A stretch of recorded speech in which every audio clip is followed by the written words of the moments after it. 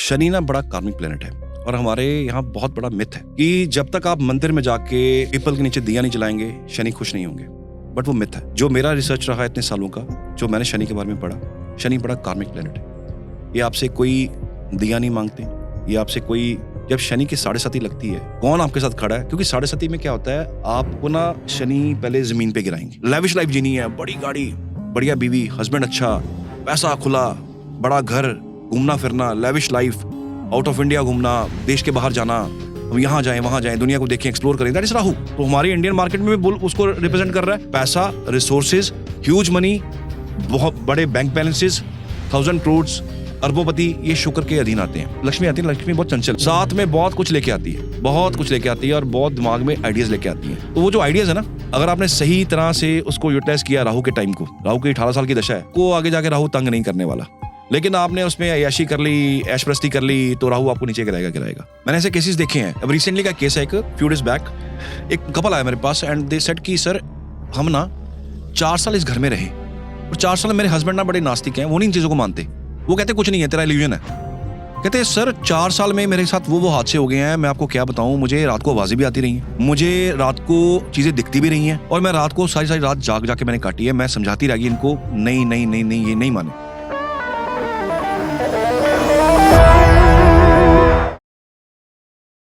नमस्कार और स्वागत है आप सभी का आपके favourite podcast channel super talks by the moving ship में। आज के गेस्ट हमारे लिए बहुत ही स्पेशल है क्योंकि आज हम लेके आए हैं एक बहुत ही फेमस एस्ट्रोलॉजर। फेमस इसलिए क्योंकि वो एस्ट्रोलॉजी को इन डेप्थ में लेके जाते हैं और सारे सवालों के जवाब, कोई भी जिंदगी में आपका किसी भी चीज में समाधान आपको चाहिए हो, सारी समस्याओं के समाधान लेके आए हैं हमारे पास सुनील कुमार जी, जो कि एस्ट्रो ओपीडी के नाम से भी जाने जाते हैं। Welcome to the show sir. कैसा लग रहा है? Thank you sir. बहुत अच्छा लगा सर। आपका जब इन्विटेशन आया तो मुझे लगा कि एक, बिकॉज मैं विश्वास करता हूँ कि जब भी आप कुछ डिलीवर करो तो मंच बहुत अच्छा होना चाहिए और मंच ऐसा होना चाहिए जिसका जो फैलाव है बहुत ज़्यादा हो। तो आपका सुपर टॉक्स मैंने देखा, बहुत अच्छा लगा मुझे। आपका इन्विटेशन आया, मुझे बहुत अच्छा लगा कि एक अच्छे मंच पे बोलने का मौका मिलेगा। तो that is my, thank you so much. तो सुनील जी, अभी जब हम बात कर रहे थे तो एक बात जो मेरे दिमाग में अड़की थी, वो आपने बताया कि आपने सक्सेस तब देखा जब आपको किसी एस्ट्रोलॉजर ने बताया था कि आपके जीवन में जब ऐसी घटना हो जाएगी तभी वो चीज होगी, और वो सत्य भी हुआ जी। तो थोड़ा सा उस बारे में बात है ये जी, अराउंड 2000 की बात है, लगभग 99-2000 की बात है, जब मैंने सब्जेक्ट लेना था। तो पेरेंट्स करते हैं आमतौर पे, आज मेरे पास भी बहुत सारे पेरेंट्स आते हैं, बच्चों ने सब्जेक्ट लेना होता है तो थोड़ा सा गाइडेंस मिल जाता है कि आगे जाके सक्सेस है या नहीं है। तो हमारे घर में एक पंडित जी आए, तब एस्ट्रोलॉजर्स कम थे, आई थिंक ये बात काफ़ी पुरानी है, मेरे ख्याल 25 साल हो चुके इस बात को। तो उन्होंने प्रेडिक्शन दिया कि इनको आप टेक्निकल लाइन में लेके जाए और इंजीनियरिंग इनको आप सब्जेक्ट दिलवाइए। तो नॉन मेडिकल मैंने लेना था सब्जेक्ट, उन्होंने मोहर लगा दी, हमने ले लिया। बट एक चीज़ उन्होंने बोल दी साथ में जो एक्चुअल में ना थोड़ी चुभने वाली थी, लेकिन बाद में उस चीज़ का पता चला कि एस्ट्रोलॉजर इस लेवल तक भी जाते हैं, इसलिए इस लिमिट को पुश करते हैं वो। ही सेड कि आप अपने बच्चे की तरक्की नहीं देख पाओगे, कोई सर्टन विद सर्टन रीजंस। आपके पेरेंट्स को बोला? मेरे पेरेंट्स को बोला, मेरे मदर को स्पेशली बोला कि आप इसकी तरक्की नहीं देख पाओगे। तो बड़ा पिंचिंग था कि ऐसे कैसे हो सकता है। तो मैंने भी सोचा ऐसी तरक्की को करना भी क्या जो माँ ना देख सके या बाप ना देख सके। समय चलता गया, टाइम निकलता गया, लेकिन हुआ कुछ सेम टू सेम वैसा। 2012 की बात है जब मेरे मदर गुजर गए और उसके अराउंड 20 से 25 दिन की बात है, मेरे हाथ में प्रमोशन लेटर आ गया। मैं जॉब करता था कहीं पे और एक डिस्ट्रिक्ट लेवल पे मैनेजर था मैं। तो जब मदर जाते हैं तो मैक्सिमम 20-25 दिन का समय होगा, मुझे प्रमोशन लेटर मिला एंड आई वाज शॉक्ड उस टाइम पे कि ये ऐसे कैसे हो गया। उसने ये बोला, बिकॉज ये चीज़ बड़ी पिंचिंग है लेकिन सच्चाई भी है, सच्चाई को हम इग्नोर नहीं कर सकते। True. वो बात आज 25 साल बाद भी मान के चलिए कि आज भी दिमाग में है मेरे। और उसके बाद मेरा इंटरेस्ट इस चीज़ में बढ़ा, तो मुझे लगा कि ये किस तरह इस तरह की प्रेडिक्शन की जा सकती है। तो वो समय, उसके बाद सीखना हुआ और ज़्यादा गहन इसके अंदर हुआ। हालांकि वैसे मेरे घर में मेरे मदर को बहुत इंटरेस्ट था इन चीज़ों में, तो एस्ट्रोलॉजर्स के पास, पंडितों के पास जाते थे, बिकॉज कभी कोई बीमार था, कभी कुछ था, तो वो हम हेल्प लेते थे, लोग भी लेते हैं, हम भी लेते थे। चलो इंटरेस्ट वहाँ से पैदा हुआ। तो 2007 में मैंने इसका कोर्स किया, वास्तु एंड एस्ट्रोलॉजी का, दिल्ली से किया इधर। प्रैक्टिस नहीं किया उसके बाद, लेकिन प्रैक्टिस हुआ एक्चुअली मदर के जाने के बाद कि ऐसे कैसे हो गया कि उनकी प्रेडिक्शन बिल्कुल एक्यूरेट हुई। बिकॉज प्रेडिक्शन बड़ा प्रिसाइज था कि आपके जाने के बाद इसकी तरक्की होगी, आप तरक्की नहीं देख पाओगे। आज भी जब कुछ ऐसा इवेंट होता है, नो डाउट उसके बाद बहुत तरक्की देखने को मिली। मैंने गवर्नमेंट के साथ काम किया बड़ी देर, 10-12 साल मैंने लगाए इनके साथ, पूरा गवर्नमेंट के साथ, हेल्थ डिपार्टमेंट के साथ लगाए, पुलिस डिपार्टमेंट के साथ लगाए। लेकिन दिमाग में एक चीज थी कि ये कैसे हुआ। वो एक ट्रिगर पॉइंट था मेरा कि अब इसको पढ़ना है, इसको जानना है कि ये कैसे हुआ। तो जैसे जैसे इसको पढ़ते गए चीज समझ आनी शुरू हो गई। तब जाके समझ आया कि ये बात उस टाइम पे उन्होंने क्यों बोली थी। वहाँ पे एक पर्टिकुलर रीजन था मेरे चार्ट के अंदर कि मदर के जाने के बाद सक्सेस हुई। उसके बाद मैंने ये टेस्ट किया, इसको बहुत लोगों पे टेस्ट किया और वो सही निकला कि आपकी तरक्की ना तो आपके मदर देखेंगे, या आपके फादर नहीं देख पाएंगे, या किसी के जाने के बाद फायदा होगा। कौन सा रिश्तेदार होगा जिसके जाने के बाद फायदा होगा, वो भी एक सर्टेन फॉर्मूला होता है कुंडली में कि ये इंसान के जाने के बाद फायदा होगा। ये कोई फायदे की बात नहीं है दरअसल। क्या होता है कि बार हम कुछ पॉजिटिव एस्पेक्ट्स लेके इंश्योरेंस करवाते हैं, टर्म इंश्योरेंस की बात करें तो हमारा मोटिव ये तो नहीं होता कि ये इंसान चला जाए। मोटिव तो ये होता है कि कल को कुछ ना कुछ हो जाए, ईश्वर ना करे कुछ हो जाए, तो उसका बेनिफिट मिलेगा। तो वो बेनिफिट कैसे है? किसी के जाने के बाद, कोई चला गया उसके बाद बेनिफिट मिला। मेरा एक बहुत क्लोज फ्रेंड था, उसका एक एक्सीडेंटल डेथ हुआ, तो उसके बाद फैमिली को कुछ जो उन्होंने पॉलिसी करवाई थी उसके बेनिफिट्स मिले। तो आज भी मुझे वर्ड्स याद हैं। उन्होंने मुझे कहा कि वो बच्चा तो चला गया, लेकिन अगर वो ये पॉलिसी ना करवाई होती तो शायद आज हम सड़क पे होते, हम रोड पे होते। वो अच्छा हो गया, ईश्वर ने अच्छा करवा दिया कि वो पॉलिसी होगी, बच्चा वापस नहीं आ सकता। लेकिन आज जितना भी पैसा मिला, मैं अपने बच्चों का, अपनी फैमिली का बड़े अच्छे से पालन पोषण कर सकती हूँ। मुझे समाज के आगे हाथ करने की जरूरत नहीं है, मेरा उन्होंने इंतजाम किया हुआ था। तो किसी के जाने के बाद फायदा हुआ, दैट कम्स अंडर एस्ट्रोलॉजी। ये चीजें फैक्चुअल होती हैं। जब रिसर्च की तब पता चला कि ये चीजें फैक्चुअल हैं, ऐसी चीजें होती हैं। हर केस में नहीं है कि कोई जाएगा फिर ही फायदा होगा, बट समटाइम्स कि इसके जाने के बाद फायदा होगा, वो मेरे पे अप्लाई होता है दरअसल। तो उसके ऊपर काफी रिसर्च रहा मेरा, और उसके चलते मैंने राहु के ऊपर बहुत रिसर्च किया। राहु पे आते हैं। पर्सनली मेरे मन में एक इंटरेस्टिंग चीज ये आ रही है कि जैसे आपने बोला कि आपने अध्ययन उसके बाद शुरू किया, क्योंकि आपको एक मिला कि भाई हाँ इससे कुछ मिला। तो आप लोगों को तो बहुत उपाय बताते हैं जी, आपने अपने ऊपर क्या उपाय किए, जरा आज इसका खुलासा हो जाए। देखिए, हर कुंडली में ना एक प्रिसाइजली कुछ उपाय होते हैं। मैं ओपनली तो नहीं बोल सकता मैं क्या करता हूँ, बट हाँ, जब आप शिद्दत से और जब आप डेडिकेटेडली और जब आप एक नाव में सवार रहते हैं तो आपकी नैया पार लगती है। पहली बात, मेरी नैया पार करने वाले या जिनको मैंने गाइड किया है, गॉड का कोई ना कोई रूप है। और मैं क्या करता हूँ ये तो मैं नहीं बताऊंगा यहाँ पे, बिकॉज कुछ चीज़ें सीक्रेट होती हैं, हम नहीं बता सकते। बट हनुमान जी, ये मेरे, आप समझ लीजिए मेरे माँ बाप के बाद वही है मेरे साथ, और मैं उनका बहुत ज़्यादा जितना कर सकता हूँ। औकात नहीं है इतनी कि हम उनको खुश कर सकें, या औकात नहीं है कि उनको हम कुछ दे सकें, इतनी औकात नहीं है। पर हनुमान जी मुझे लगता है कि आज की डेट में साक्षात आपके साथ खड़े हैं। आप किसी मुसीबत में आप उनको याद कीजिए, सच्चे मन से करना है। आप यकीन मानिए कोई ना कोई सामने इंसान ऐसा आ जाएगा। चलो मैं आपको एक चीज़ बताता हूँ कि आप अपने जो आपके दर्शक हैं उनके लिए आप करके देखिएगा। आपके चैनल के थ्रू कुछ लोगों को फायदा इसका डेफिनेटली मिलेगा। क्या होगा, बहुत बड़ा कष्ट चल रहा है आपका, बहुत बड़ी प्रॉब्लम चल रही है आपकी, आप इसको टेस्ट कीजिएगा। बिकॉज हिंदुज्म का जो शास्त्र है ना, शास्त्र ये प्रमाणित है, और जो चीज़ें इसमें दी हुई हैं वो हमें कहीं नहीं मिलती हैं। और ये जो चीज़ें दी हुई हैं फैक्चुअल है, रिसर्चेज हैं हमारे सेजेस की, हमारे जो ऋषि मुनि रहे हैं उनकी रिसर्चेज हैं, जो आज हम उसका फ़ायदा लेते हैं और लोगों को फ़ायदा देते हैं। कोई प्रॉब्लम चल रही है आपकी बहुत बड़ी, कोई काम अटक गया, आप छोटा सा काम कीजिए। क्या करना है आपने, 21 डेज का एक आपने संकल्प लेना है। 21 दिन ना आपने हनुमान चालीसा पढ़ना है 7 बार। उसका रूल ये है कि सुबह टाइमली उठिए, नहाइए धोइए, फ्रेश कपड़े डालिए, बिल्कुल स्वच्छ होके बैठ जाइए और हनुमान जी को सामने रखिए, साक्षात समझिए कि सामने बैठे हुए हैं। 21 दिन 7 बार डेली हनुमान चालीसा पढ़िए। मंगलवार से शुरू कीजिएगा। 21वें दिन आके आपके पॉडकास्ट के नीचे आके कमेंट पढ़ लेना आप कि फायदा हुआ या नहीं हुआ। ये हनुमान जी की शक्ति है, ये उनकी पावर है, और ये उनका साक्षात यहाँ पे होना प्रमाणित करता है कि वो यहाँ पे हैं।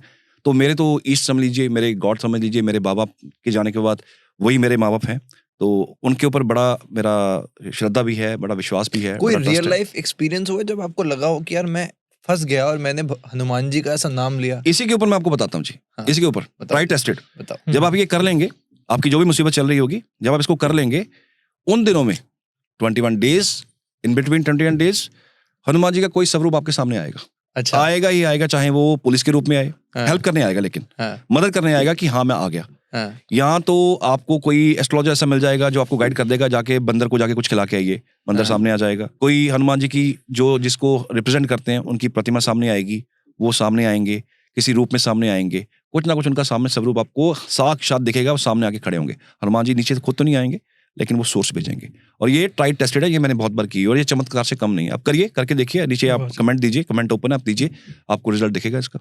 तो हनुमान जी का जब भी नाम लिया जाता है जी तब भगवान राम का भी नाम लिया जाता है जी और साथ साथ शनि भगवान का भी नाम जरूर लिया जाता है। जी। कहते हैं कि आप अगर शनि भगवान के सामने हनुमान जी की बारे में बात करेंगे या उनके जी। मंत्र पढ़ेंगे तो जी। शनि भगवान भी खुश होते हैं। जी तो शनि एक जो ग्रह है बहुत लोगों के ऊपर भारी होता है। जी इवन मुझे भी कई लोगों ने बोला हुआ है शनि का आपको करना चाहिए कुछ। जी।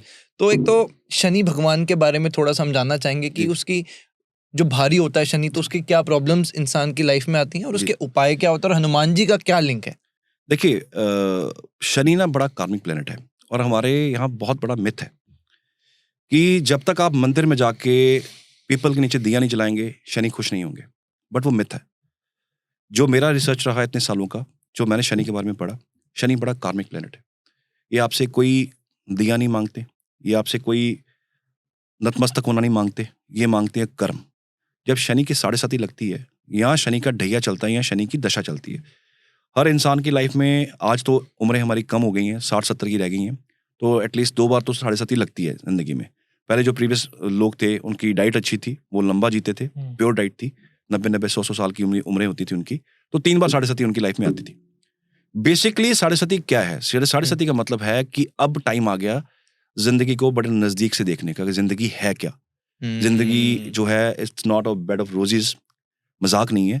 जिंदगी में आपके रिश्तेदार जो आपके साथ खड़े हैं, आपके सगे संबंधी, आपको चाहने वाले 7.5 में टेस्टेड होते हैं। दरअसल कौन आपके साथ खड़ा है, क्योंकि 7.5 में क्या होता है, आपको ना शनि पहले जमीन पे गिराएंगे, बिल्कुल ग्राउंडेड करेंगे आपको, फिर धीरे धीरे ऊपर उठाएंगे। जब आप ग्राउंडेड हो जाते हो, जब आप पूरे जमीन पे गिरे होते हो, तब क्या होता है, तब हमें जरूरत पड़ती है हेल्प की। फिर हम क्या करते हैं, हम हेल्प मांगते हैं, कभी किसी से कभी किसी से, and that is the right time कि आपको पता चलता है कि कौन आपके साथ खड़ा है, कौन आपके साथ नहीं खड़ा। शनि है कार्मिक प्लेनेट। अब शनि को ठीक करने के लिए बहुत सारे लोग ना मंदिरों में जाते हैं, दिया जलाते हैं पीपल के नीचे, और बहुत सारी रेमेडीज हैं। बट शनि की रेमेडीज बड़ी कार्मिक है, हाथ से करनी पड़ती हैं। शनि कहते हैं कर्म कर, शनि कर्म कार्मिक प्लेनेट है, कहते हैं कर्म कर। कर्म से हम भागते हैं, हम कहते हैं शॉर्टकट दे दो, कोई ऐसा शॉर्टकट दे दो कि हम ना रातों रात हमारा समस्या सॉल्व हो जाए। शनि की प्रॉब्लम लंबी चलती है। देखिए, बीमारी शनि से रिप्रेजेंट होती है, बीमारियां लंबी चलती है, क्रॉनिकल डिजीज लंबे चलते हैं। स्पॉन्डिलाइटिस का प्रॉब्लम, रीढ़ की हड्डी का प्रॉब्लम, आपका शरीर रीढ़ की हड्डी पे खड़ा हुआ है, अगर वो खराब हो जाए तो आप जमीन पे लेट जाओगे। दैट कम्स अंडर शनि, वो शनि की वजह से आता है। पेन, सॉरोज, तकलीफें, दुख शनि के अंडर है। जब आप शनि के समय से निकल रहे होते हैं ना, इतनी तकलीफें आती हैं, लोग आपका साथ छोड़ते हैं। जो इंसान आपके साथ खड़ा रह गया 7.5 के दौरान, ढैये के दौरान, वो इंसान सारी जिंदगी आपके साथ चलेगा, चाहे वो आपकी बीवी है, चाहे आपका दोस्त है, चाहे आपका कोई भी सगा संबंधी है। अगर उस टाइम पे आपके साथ रह गया, वो आपकी हेल्प कर दी, तो वो सारी जिंदगी खड़ा होगा। वरना ऐसा फिल्ट्रेशन होता है कि जो लोग आपके साथ बहुत, मैं तो तेरा दोस्त हूँ, मैं तो तेरे साथ खड़ा हूँ, कोई दिक्कत नहीं है, आधी रात को आवाज लगाई, मैं आ जाऊंगा, 7.5 में आवाज लगाइए, आप चल रही हो, वो आपको बताएगा कि मैं आप तेरा दोस्त हूँ या नहीं हूँ। तो reality comes under Shani. Shani ने रियलिटी दिखाते हैं आपको, और शनि के रिजल्ट्स और उपाय सबसे स्लो चलते हैं। आज मैंने आपको एक रेमेडी दी शनि की कि आप ये कीजिए, आपका मैटर सॉल्व होगा, साथ साथ कर्म करते रहिए। शनि की रेमेडी अगर आपको मैंने दे दी तो वो हो सकता है 2 साल लग जाए उसको ठीक होते होते। शनि की रेमेडी सबसे स्लो काम करती है, क्योंकि शनि कम्स अंडर, ये जो हमारा लॉ सिस्टम है ना, सारा शनि के अधीन है। आप सिस्टम देखिए हमारा लॉ का, आज केस डाला पेंडिंग चलता है with so money reasons and all, क्योंकि बहुत सारे फैक्ट्स होते हैं, जज साहब को बहुत सारे डिसीजन देखने पड़ते हैं, वकीलों ने अपनी तकरीरें देनी होती हैं, दलील देते हैं अपनी, वो बहुत सारे फैक्ट्स होते हैं, तो लंबे चलते हैं केसेस। तो जो चीजें लंबे चलने वाली होती हैं, जो लिंगर ऑन होती हैं, वो शनि के अधीन है। शनि स्लो चलते हैं बहुत। शनि इतने स्लो चलते हैं कि एक राशि से दूसरी राशि में 2.5 साल लग जाते हैं उनको गोचर करते करते। उसमें भी वो रेट्रो होते हैं, उसमें भी रेट्रो होके स्लो हो जाते हैं। शनि पहले स्लो चलते हैं, रेट्रो हो जाएंगे और स्लो होंगे तो चीजें लटक जाती हैं, लंबी हो जाती हैं। 7th हाउस में किसी के शनि बैठा हो तो शादी लेट होनी चाहिए, लोग जल्दबाजी कर देते हैं, शादी खराब हो जाती है। रूल है, शनि जहां बैठा होगा, आप पूरी कुंडली खोलिए अपनी, जहां शनि आपकी कुंडली में जिस कॉलम में है और जिस राशि में है वो चीजें स्लो होंगी। अब चेक कर लीजिएगा, वो चीजें सबसे स्लो होंगी। आपने साढ़े सती का वर्णन किया जी, तो साढ़े सती द ड्यूरेशन जब तक शनि का प्रभाव इंसान के ऊपर, साढ़े सती इज प्रिसाइजली जब आपके चंद्रमा के एक घर पीछे शनि होंगे, चंद्रमा के ऊपर से निकलेंगे और चंद्र के बाद क्रॉस कर जाएंगे। तो इसका ड्यूरेशन कितना होता है? 2.5 साल। अच्छा, 2.5 साल एक राशि में, फिर 2.5 साल चंद्र के साथ, फिर 2.5 साल चंद्र को क्रॉस करने के, मतलब 3 घरों को इफेक्ट कर रही है साढ़े सती। एक जहां पे चंद्रमा बैठा हुआ है उसका पिछला घर, एक चंद्रमा जहां बैठा हो वो वाला घर, उससे अगला नेक्स्ट घर। मान लीजिए आप मैं यहाँ बैठा हूँ, साढ़े सती लगेगी तो पहले वो गेस्ट पिछले वाले घर आएगा, तो मैं डर जाऊंगा कि अब गेस्ट मेरे घर आने वाला, वो वाला शनि आने वाले हैं। शनि के आने से पहले डर आता है, सबसे पहले उसके अंदर खौफ आएगा कि हाँ शनि आने वाले हैं, पता नहीं क्या होगा, पता नहीं क्या होगा। तो वो गेस्ट आ गया पीछे, तो अब मुझे पता है वो गेस्ट आ गया, अब मेरे घर पे आने वाला है, तो मेरा हाल क्या होगा, पता नहीं यार कैसा होगा, कैसा नहीं होगा, मैं उसको खुश भी कर पाऊंगा, नहीं कर पाऊंगा। तो मेरे अंदर डर आ गया एक, ठीक है। तो पहले वो वाला घर इफेक्ट हुआ, मैं साथ में इफेक्ट हो गया। जब मेरे घर के अंदर आएंगे फिर वो प्रैक्टिकली मेरे को बताएंगे कि तेरे साथ कैसा बिहेव रखूंगा मैं। और वो गेस्ट इतने प्रैक्टिकल हैं, इतने ज्यादा वो कार्मिक हैं कि आपको जंगल से लकड़ियां तोड़ के लानी पड़ेंगी, चूल्हा जलाना पड़ेगा, सामान खरीदना पड़ेगा खुद, और हो सकता है वो जो चावल हमने खरीदने वो चावल भी आप खुद ही आपको बीजने पड़े, और वो आप खुद आप लेके आएंगे, वो गेहूं आप खुद बीजेंगे, खुद पीसेंगे, खुद खाना बनाएंगे, उनको खिलाएंगे। इतना स्लो इसका प्रोसेस है। तो फिर ये साढ़े सती का सेकंड है, या फिर आपके घर से निकले फिर नेक्स्ट घर में चले गए, अब आप रिलीव्ड हो, हाँ अब चले गए हैं, अब मैं ठीक हूँ यार, ये बहुत बड़ा एक कष्ट था मेरे ऊपर, ये निकल गया, मैंने इनको खुश कर दिया। खुश कैसे किया? कर्म से। कोई शॉर्टकट नहीं है शनि के केस में, कोई शॉर्टकट नहीं है। राहु के केस में शॉर्टकट्स हैं, शनि के केस में शॉर्टकट्स नहीं है। कुछ तो अंदर की बात होगी कि ये कर दो तो खुश हो जाए, नहीं खुश होते। भगवान तो कहते हैं दयालु होते हैं। शनि बड़े भगवान, शनि को गॉड से जोड़ा गया, शनि गॉड नहीं है, शनि इज वेरी कार्मिक। शनि का जो उपाधि है ना वो दिया गया कि इस बंदे को कर्म करवाना है, ये बंदा कर्म जब तक नहीं करेगा ना तब तक ये बंदा कुछ कर नहीं पाएगा। शनि में सबसे लोग प्रॉब्लम पता क्या है, लोग शराब लेते हैं, शराब पीते हैं, और जितने भी आप लोग सड़कों पे लोग देखते हैं जो गिरे होते हैं, जो ज्यादा ड्रिंक ले लेते हैं, ज्यादा पी लेते हैं, ये सारे मैक्सिमम शनि से इफेक्टेड है, मैक्सिमम। क्योंकि कर्म करना नहीं है, शराब पीनी है, कर्म नहीं करेंगे और शराब पियेंगे, इफेक्ट किसके ऊपर आएगा? हेल्थ के ऊपर आएगा। तो हेल्थ को किसने पकड़ लिया? शनि ने पकड़ लिया। तो बेसिकली क्या है, शनि इतना कार्मिक है कि इसका आपको हाथों से उपाय करने पड़ते हैं। मैं बड़े बोलता भी हूँ कई बार अपने क्लाइंट्स को कि इसका शॉर्टकट मत समझिएगा आप, ये आपका ठीक हो जाएगा, ये आपको भोगना पड़ेगा। हनुमान जी का नाम लेने से भी कुछ नहीं होगा, कष्ट कम होता है। हनुमान जी, हुआ क्या था जब इनका आपस में झगड़ा हुआ था, हनुमान जी ने शनि को पीटा था। अच्छा, हाँ जी। तो पहले तो उसकी शनि की पिटाई हुई, और बाद में खुद मरहम भी दे दिया कि आप ये तेल लगाइए, तो इससे आपके मरहम जो होंगे, आपके जो जख्म है वो आपके भरेंगे। तो बेसिकली वो वहां से प्रथा चलती आ रही है। तो लोग शनि जी के ऊपर तेल भी डालते हैं कि हमारे भी जो जख्म है जिंदगी में जो हमें आ रहे हैं वो हील हो हमारे। तो प्रथा वहां से चलती आ रही है। तो दैट्स द रीजन कि शनि को अगर पीटा भी गया तो साथ में मरहम दे दिया गया। तो इसलिए हनुमान जी एक दया के वो भी हैं। तो दया के भाव से अगर आपको प्रॉब्लम चल रही हो तो आप हनुमान जी को रिसाइट कीजिए, और डेफिनेटली फर्क तो पड़ता है। क्योंकि हनुमान जी से बहुत लोग, बहुत ग्रह, बहुत देव डरते भी हैं, बिकॉज कार्मिक प्लैनेट तो वो है, लेकिन वो पावर्स उनके पास हैं। हनुमान जी के पास तो सुपरनेचुरल पावर्स भी आप कह सकते हैं, ऐसी पावर्स हैं उनके पास कि जो किसी के पास भी नहीं है। जो वो कर सकते हैं वो कोई नहीं कर सकता। संजीवनी कोई नहीं लेके आया, संजीवनी उनको लानी पड़ी और वही लेके आए, और रास्ते में बहुत सारी तकलीफें भी आई, और उन तकलीफों को उन्होंने पार भी किया, और उनको बहुत सारे राक्षस आए सामने, वध किया उनका। तो वो जो संजीवनी है वो हनुमान जी के पास है। तो जो हनुमान जी हील कर सकते हैं वो कोई हील कर नहीं सकता। तो मैं इसलिए हनुमान जी को बहुत रिसाइट करता हूँ, इसलिए नहीं कि मेरा सब कुछ हील करें, इसलिए कि वो ईश्वर ऐसे हैं, साक्षात है, यहाँ है, आज की डेट में वो यहाँ पे हैं। और अगर मैं प्रैक्टिकल की बात करूँ तो श्रीलंका की स्टोरी शायद आपने सुनी हो, वहाँ पे हनुमान जी 52 साल के बाद आते भी हैं, जंगल में आते हैं। वहाँ के जो कबीला है वो उनकी डिकोडिंग कर रहे हैं। आज भी रिसर्च चल रही है कि जो वो मैसेज देते हैं उसको डिकोड भी किया जा रहा है, कुछ लैब है वहाँ पे, उसको डिकोड भी किया जा रहा है। तो हनुमान जी तो साक्षात हैं। बाकी अब ये उपाय मैंने दिया वो करके देखिएगा। तो लोग कहते हैं कि जैसे बजरंग बाण है, जैसे जब एकदम से कोई बहुत बड़ी विपत्ति आ रही है तो बजरंग बाण का पाठ कर लो, उससे उसी वक्त उसका सोल्यूशन हो जाता है, क्योंकि वो राम जी की कसम दे रहे हैं, तो आप उसको मानते हैं? देखिए, मैं बिल्कुल मानता हूँ इस चीज को, और ये सत्य है, बिल्कुल सच है ये। जब आप बजरंगबाण पढ़ते हैं, पहले बजरंगबाण तो ऐसे पढ़ना नहीं चाहिए।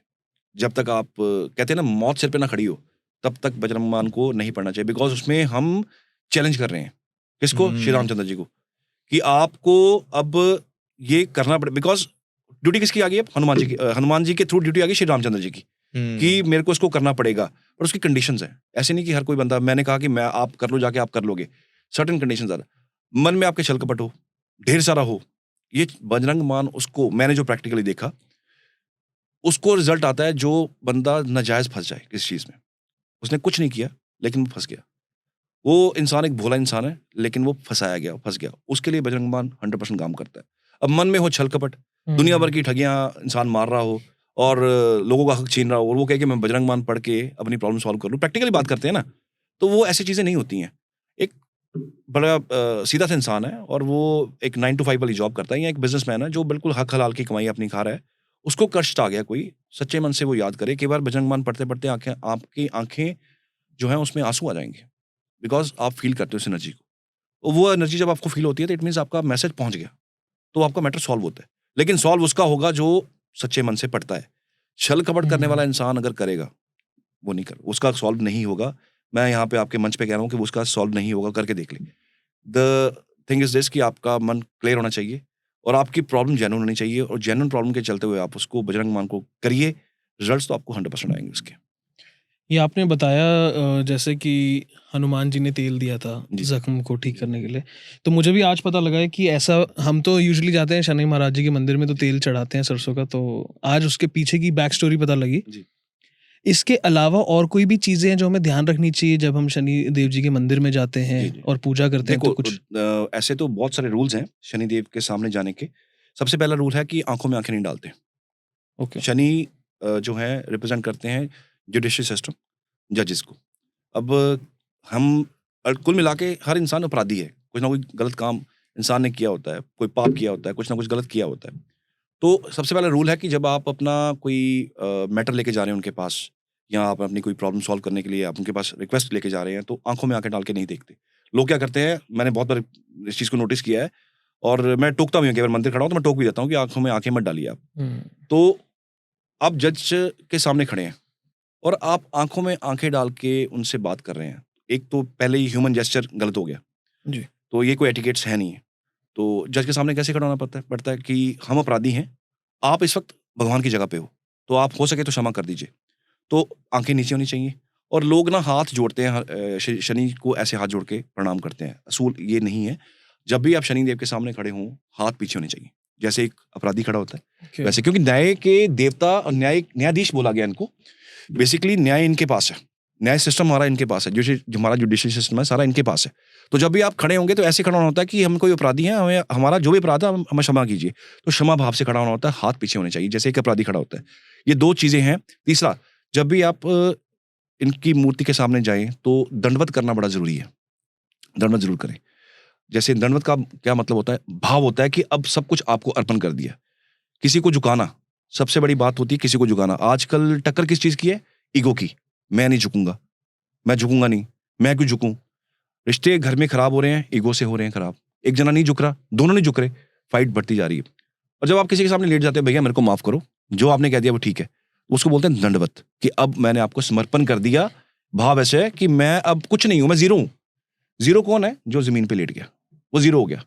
तो अब ईश्वर देखेगा कि ये इसने तो समर्पण कर दिया, तो इसका तो कुछ करना पड़ेगा ना। तो दंडवत इज वेरी इंपॉर्टेंट। वो अब किसी भी जगह जाइए, दंडवत इज वेरी इंपॉर्टेंट। रिजल्ट लेने हैं तो दंडवत करना चाहिए। तो शनि उनके सामने जब जाएं, दंडवत, हाथ पीछे, आंखें नीचे, तो फिर रिजल्ट देखिए। मुझे किसी ने एक बार ये भी बताया था, कि जैसे शनि भगवान की जो मूर्ति है, तो मैं जा रहा था तो उल्टे में पीठ आ जाती, तो कहते हैं कि किसी ने मुझे टोका भी कि उनके सामने पीठ भी नहीं होनी चाहिए, सीधे पैर ऐसे ही जाना चाहिए। क्या देखिए, मैंने कहा शास्त्र में बहुत कुछ लिखा हुआ है इनके बारे में, और बहुत सारे रूल्स हैं जाने के।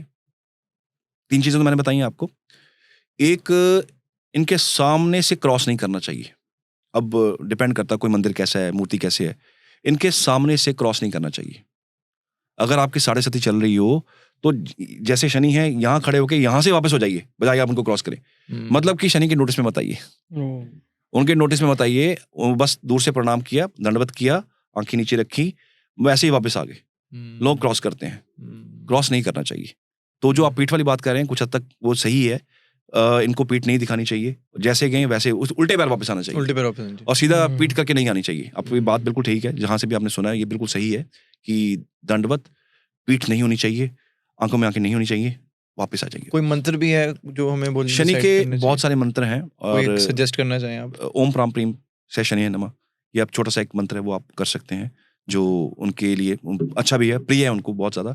और 7.5 ढैया हो, शनि की मादशा हो, एक बार रिपीट करेंगे थोड़ा स्लो थोड़ा आप लिख के इसको डिस्प्ले कीजिएगा। चलो ठीक है। ओम प्राम प्रीम से शनि नमः।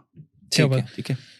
शनि महाराज जी पे तेल चढ़ाने का भी कोई तरीका होता है, या फिर ऊपर से मतलब प्रॉपर जो हम करते हैं? या मेरे को जो मैंने महसूस किया कि लोग शनिदेव के ऊपर से तेल चढ़ाते हैं, मूर्ति के ऊपर तेल चढ़ाते हैं। जब आप हील कर रहे हैं तो आप हील सर से मत कीजिए, लोअर पोर्शन से कीजिए। तो जो चढ़ाने का तेल का प्रोसेस है वो आप यहाँ से कंधे से नीचे रखिए, या चरणों में रखिए, चरणों में डालिए या घुटनों में डालिए। बिकॉज शनि रिप्रेजेंट्स पाँव, सैटर्न रिप्रेजेंट करते हैं आपके जो घुटने का नीचे वाला हिस्सा, शनि रिप्रेजेंट करते हैं। तो जब आप हीलिंग के लिए जा रहे हैं, आपको लगता है कि प्रॉब्लम सॉल्व नहीं हो रही है, आप जा रहे हैं, तो आपको घुटनों के नीचे वाले पोर्शन में तेल चढ़ाना चाहिए, सरसों का तेल, टू हील, ताकि आपका भी हील हो। तो ये पर्टिकुलर पोर्शन है जहाँ पे आप शनि को तेल चढ़ाएंगे तो मैटर सॉल्व होता है। शनि महाराज जी के बारे में जब हम पढ़ रहे थे तो राहु और केतु के बारे में बहुत सी डिटेल थी, और मैं चाह रहा था कि आप आओगे तो मैं आपसे ज्यादा ब्रॉड तरीके से जान पाऊं कि Rahu and Ketu what is it and क्या क्या सिग्निफिकेंस होते हैं। देखिए, राहु नॉइस है, केतु साइलेंस है। राहु शोर है और केतु साइलेंस है, शांति। आप पहाड़ी इलाके में गए कभी? जी। पहाड़ी इलाके में हम क्यों जाते हैं? What is the reason? Peace, silence, peace. Right. हम शहर के शोर शराबे से दूर पीस चाहिए हमें, क्योंकि उस पीस में हमें रिलैक्सेशन, हमारा माइंड हील करता है अपने आप को, बॉडी हील करती है अपने आप को। सबसे बड़ा दिमाग हमारा हील होता है, वो है केतु। जो पहाड़ हैं ये रिप्रेजेंट होते हैं केतु के। जो ये रशी एरिया है, हमारा शहर, ट्रैफिक, यहाँ से हॉर्न बज रहा है, वहां से हॉर्न बज रहा है, ये राहु है बेसिकली। ऑब्सेशन राहु है। जहां कुंडली के अंदर राहु बैठा हुआ है, वो पूरे जिंदगी का फोकस है मेरा सारा फोकस उस पे है, और इंसान उसी फोकस में फंसता है। मान लीजिए किसी का राहु 7th हाउस में है। राहु ना बेसिकली क्या है, शो ऑफ है। जहां पे राहु बैठा हो ना, वहां आप शो ऑफ कर रहे हो। और जहां केतु बैठा हो वो एक घर का ना कोना है, नुक्कर, कोई नहीं देख रहा मुझको, साइलेंस है बिल्कुल, आराम से अकेला पड़ा हुआ, वहां पे अकेला बैठा हुआ है। विद एग्जाम्पल लेते हैं, राहु 7th हाउस के अंदर हो, इनका ना रिलेशनशिप के बहुत इश्यू आते हैं। इश्यू क्या है, रीजन क्या है इसके पीछे? राहु 7th हाउस में ना इंसान परफेक्शन ढूंढ रहा है, परफेक्ट स्पाउस चाहिए। लड़की है तो वो परफेक्ट, हस्बैंड है तो वो परफेक्ट, इतना परफेक्ट कि जो मैंने आंखों में बंद करके एज्यूम किया था ना, जो मुझे छोटे होते मैं समझते आ रहा हूँ कि मुझको ऐसी पत्नी चाहिए, वो परी जैसी सुंदर हो, बहुत ब्यूटीफुल हो, घर का काम करे, परफेक्ट हो, हर चीज में परफेक्ट हो, 16 कला संपन्न हो, वो राहु 7th हाउस है। वो एक्सपेक्टेशन पूरी नहीं होती। वो एक्सपेक्टेशन ना पूरे होने के चलते हुए कई बार शादी होती नहीं है, और वो एक्सपेक्टेशन के चलते हुए कई बार शादी चलती नहीं है। क्यों? मैं तो सोच रहा था मेरा स्पाउस जो होगा वो परफेक्ट होगा, वो तो मुझे ये भी करेगा, वो भी करेगा, मेरी हर चीज का ध्यान रखेगा, मैं रोऊंगा तो मुझे वो चुप करवाएगा, मैं हंसूंगा तो मेरे साथ पार्टिसिपेट करेगा, मैं घूमने जाऊंगा तो मुझे कंपनी करेगा। बट बेसिकली होता क्या, वो ना उस चक्कर में वो जो हाई लेवल का एक्सपेक्टेशन है वो राहु देता है। मान लीजिए किसी के राहु 10वें घर के अंदर है, तो इस बंदे को ना अपने ऑफिस में पोजीशन चाहिए, अच्छी पोजीशन चाहिए, और ये चाहता है मैं नोटिस में रहूं, हमेशा नोटिस में रहूं, ये दूसरों का काम भी छीन लेगा, सारा क्रेडिट खुद दे जाएगा। क्यों? एप्रिसिएशन चाहिए, मुझे लोग देखें, मेरे को लोग नोटिस करें। 4th हाउस का राहु, लोग मेरी गाड़ी को देखें, मेरी व्हीकल को देखें, अप्रिशिएट करें मेरे को कि मैंने इतनी बड़ी गाड़ी ली, मैंने इतनी अच्छी गाड़ी ली, मेरा घर आके देखें, मेरे घर के अंदर आए तो मेरे घर आके प्रेज करें, वाह क्या घर बनाया है। Basically that is Rahu.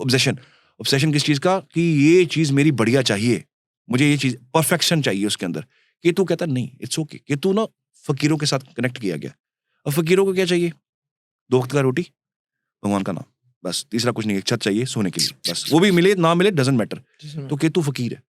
तो केतु आज की डेट में किसी को चाहिए नहीं है। बट हिडन ट्रुथ ये है कि अगर राहु आपको फंसाता है तो केतु आपको बचाता है। मान लीजिए अगर किसी के राहु 8th हाउस के अंदर है, हिडन अफेयर होंगे बहुत सारे, ऐसे अफेयर होंगे जो नोटिस में नहीं होंगे। स्पाउस को पता ही नहीं है कि चल क्या रहा है, छुपे हुए हैं। 8वां घर हमारा कुंडली का छुपा हुआ है, हिडन प्लेस है। तो अगर वहां पे फंस गया इंसान, या उसको लग रहा है, क्योंकि एक टाइम पे राहु फंसा देता आगे, वो एक पर्टिकुलरली टाइम पे फंसाएगा, तो बचाएगा कौन? उसको एकदम से दिमाग में आएगा, यार मेरा ना फैमिली वेरी इंपॉर्टेंट थी, कि तू 2nd हाउस में चला गया, एक्सिस ऐसी है 2nd हाउस में, मुझे कौन बचाएगा? मुझे फैमिली बचाएगी, मुझे फैमिली की तरफ फोकस करना चाहिए था, मैं क्यों चला गया बाहर, मुझे नहीं जाना चाहिए था बाहर। तो केतु बचाता है, राहु फंसा देगा, एक टाइम पे बहुत पीक पे लेके जाएगा आपको, उसके बाद जाके वो नीचे लेके आएगा आपको। चीटी का पहाड़ देखा आपने? चीटी का पहाड़ जी, that is not fixed, right, वो टेम्परेरी है। तो वो चीटी का पहाड़ है, दैट इज प्योर राहु, कि बन तो गया लेकिन ये टेम्परेरी है, ये पक्का नहीं है, ये जैसे बना है वैसे ढह भी जाएगा, चाहे वो हवा से ढह जाए, चाहे वो तूफान से ढह जाए, चाहे वो टाइमली खुद ब खुद ढह जाए। तो this is what actually Rahu is. एक मैं अपना पर्सनल एक्सपीरियंस बताता हूँ। राघव के साथ पॉडकास्ट शुरू करने से पहले, तो केतु वाला जो आप स्टेटमेंट बता रहे हो ना, कि ऑब्सेशन थी कि भाई गाड़ी हो और वो हो, घर हो, लोग देखें आके, बट जब से मैंने पॉडकास्ट शुरू करा है और राघव से मैं डेली बेसिस पे मिल रहा हूँ, हम काम की बात कर रहे हैं, तो Raghav is very like meditate करना, भगवान का नाम जपना, और किसी चीज का वो नहीं, सब कुछ होने के बाद भी बस भगवान का नाम जपना, रिलैक्स रहना, पीसफुल रहना, काम पे ध्यान देना। तो राघव ने मुझे 2 दिन पहले की बात है, जब आपने मुझे भजन सुनाया था तो मैंने राघव को बोला, यार तूने मुझे क्या सुना दिया, 2 दिन से मैं वही सुन रहा हूँ गाड़ी में, मेरा दिमाग शांत हो गया, मेरा वो ध्यान जा ही नहीं रहा उन चीजों पे। फिर मुझे अब विचार आ रहे हैं कि गाड़ी है, घर है, क्या है, सब कुछ क्या है, कुछ नहीं है। केतु, जब आपका केतु की दशा चलती है ना, किसी की केतु की दशा चलती है, बहुत सारे ऑब्स्टेकल्स आती हैं, बहुत प्रॉब्लम्स आती हैं। एज पर दिस जो समय, ये समय ना राहु का समय, हर इंसान को ना सीढ़ी चाहिए तरक्की करने के लिए, चाहे वो सोर्स कुछ भी हो, सोशल मीडिया हो, किसी को रोस्ट करना हो, ताकि मैं फेमस हो जाऊं, किसी का कंटेंट उठा के डाल दो, मैं फेमस हो जाऊं। करेंगे इस बारे में बात, हमें पता है। तो राहु बेसिकली क्या कर रहा है, ऑब्सेशन दे रहा है, पर करने वाले को ये नहीं पता ये बड़ा टेम्परेरी है, क्योंकि जब ये जाएगा, ये जाता जरूर है, ये जब जाएगा तो सब कुछ साथ पे लेके जाएगा। तो ये जो पीस की आप बात कर रहे हैं, ये सिर्फ केतु के पास है और किसी के पास नहीं। Peace is a high state, वो स्टेट है मेंटल का, हमारा मेंटल स्टेट ऐसा है कि जहां पे आपको सब कुछ जीरो लगता है। क्या गाड़ी, क्या घर, किसी बुजुर्ग इंसान से पूछिए आप कि जिंदगी में क्या किया आपने पूरी लाइफ में क्या किया, ही विल से यार सब कुछ कर लिया, भगवान का नाम लेना है। अंत में आके भगवान का नाम ही क्यों याद आ रहा है? बिकॉज केतु इज मोक्ष, मोक्ष इज अ पीस, राइट। तो हमारे अंत में हमें क्यों याद आ रहा है? वो पहले क्यों नहीं याद आया? बचपन था तब भगवान याद नहीं था, जवानी थी तब याद नहीं आया, ऑब्सेशन नहीं था इतना भगवान को लेके। अंत समय में क्यों आ रहा है? कि बुढ़ापा ठीक से निकल जाए, बीमार ना हो जाऊं, बेड रिटन ना हो जाऊं, डिपेंडेंट ना हो जाऊं, कि हाथ ना किसी आगे फैलाना पड़ जाए। वो केतु है, that is the last state of your life is a Ketu. Because Ketu जो है ना, वो हमारा एग्जिट पॉइंट है।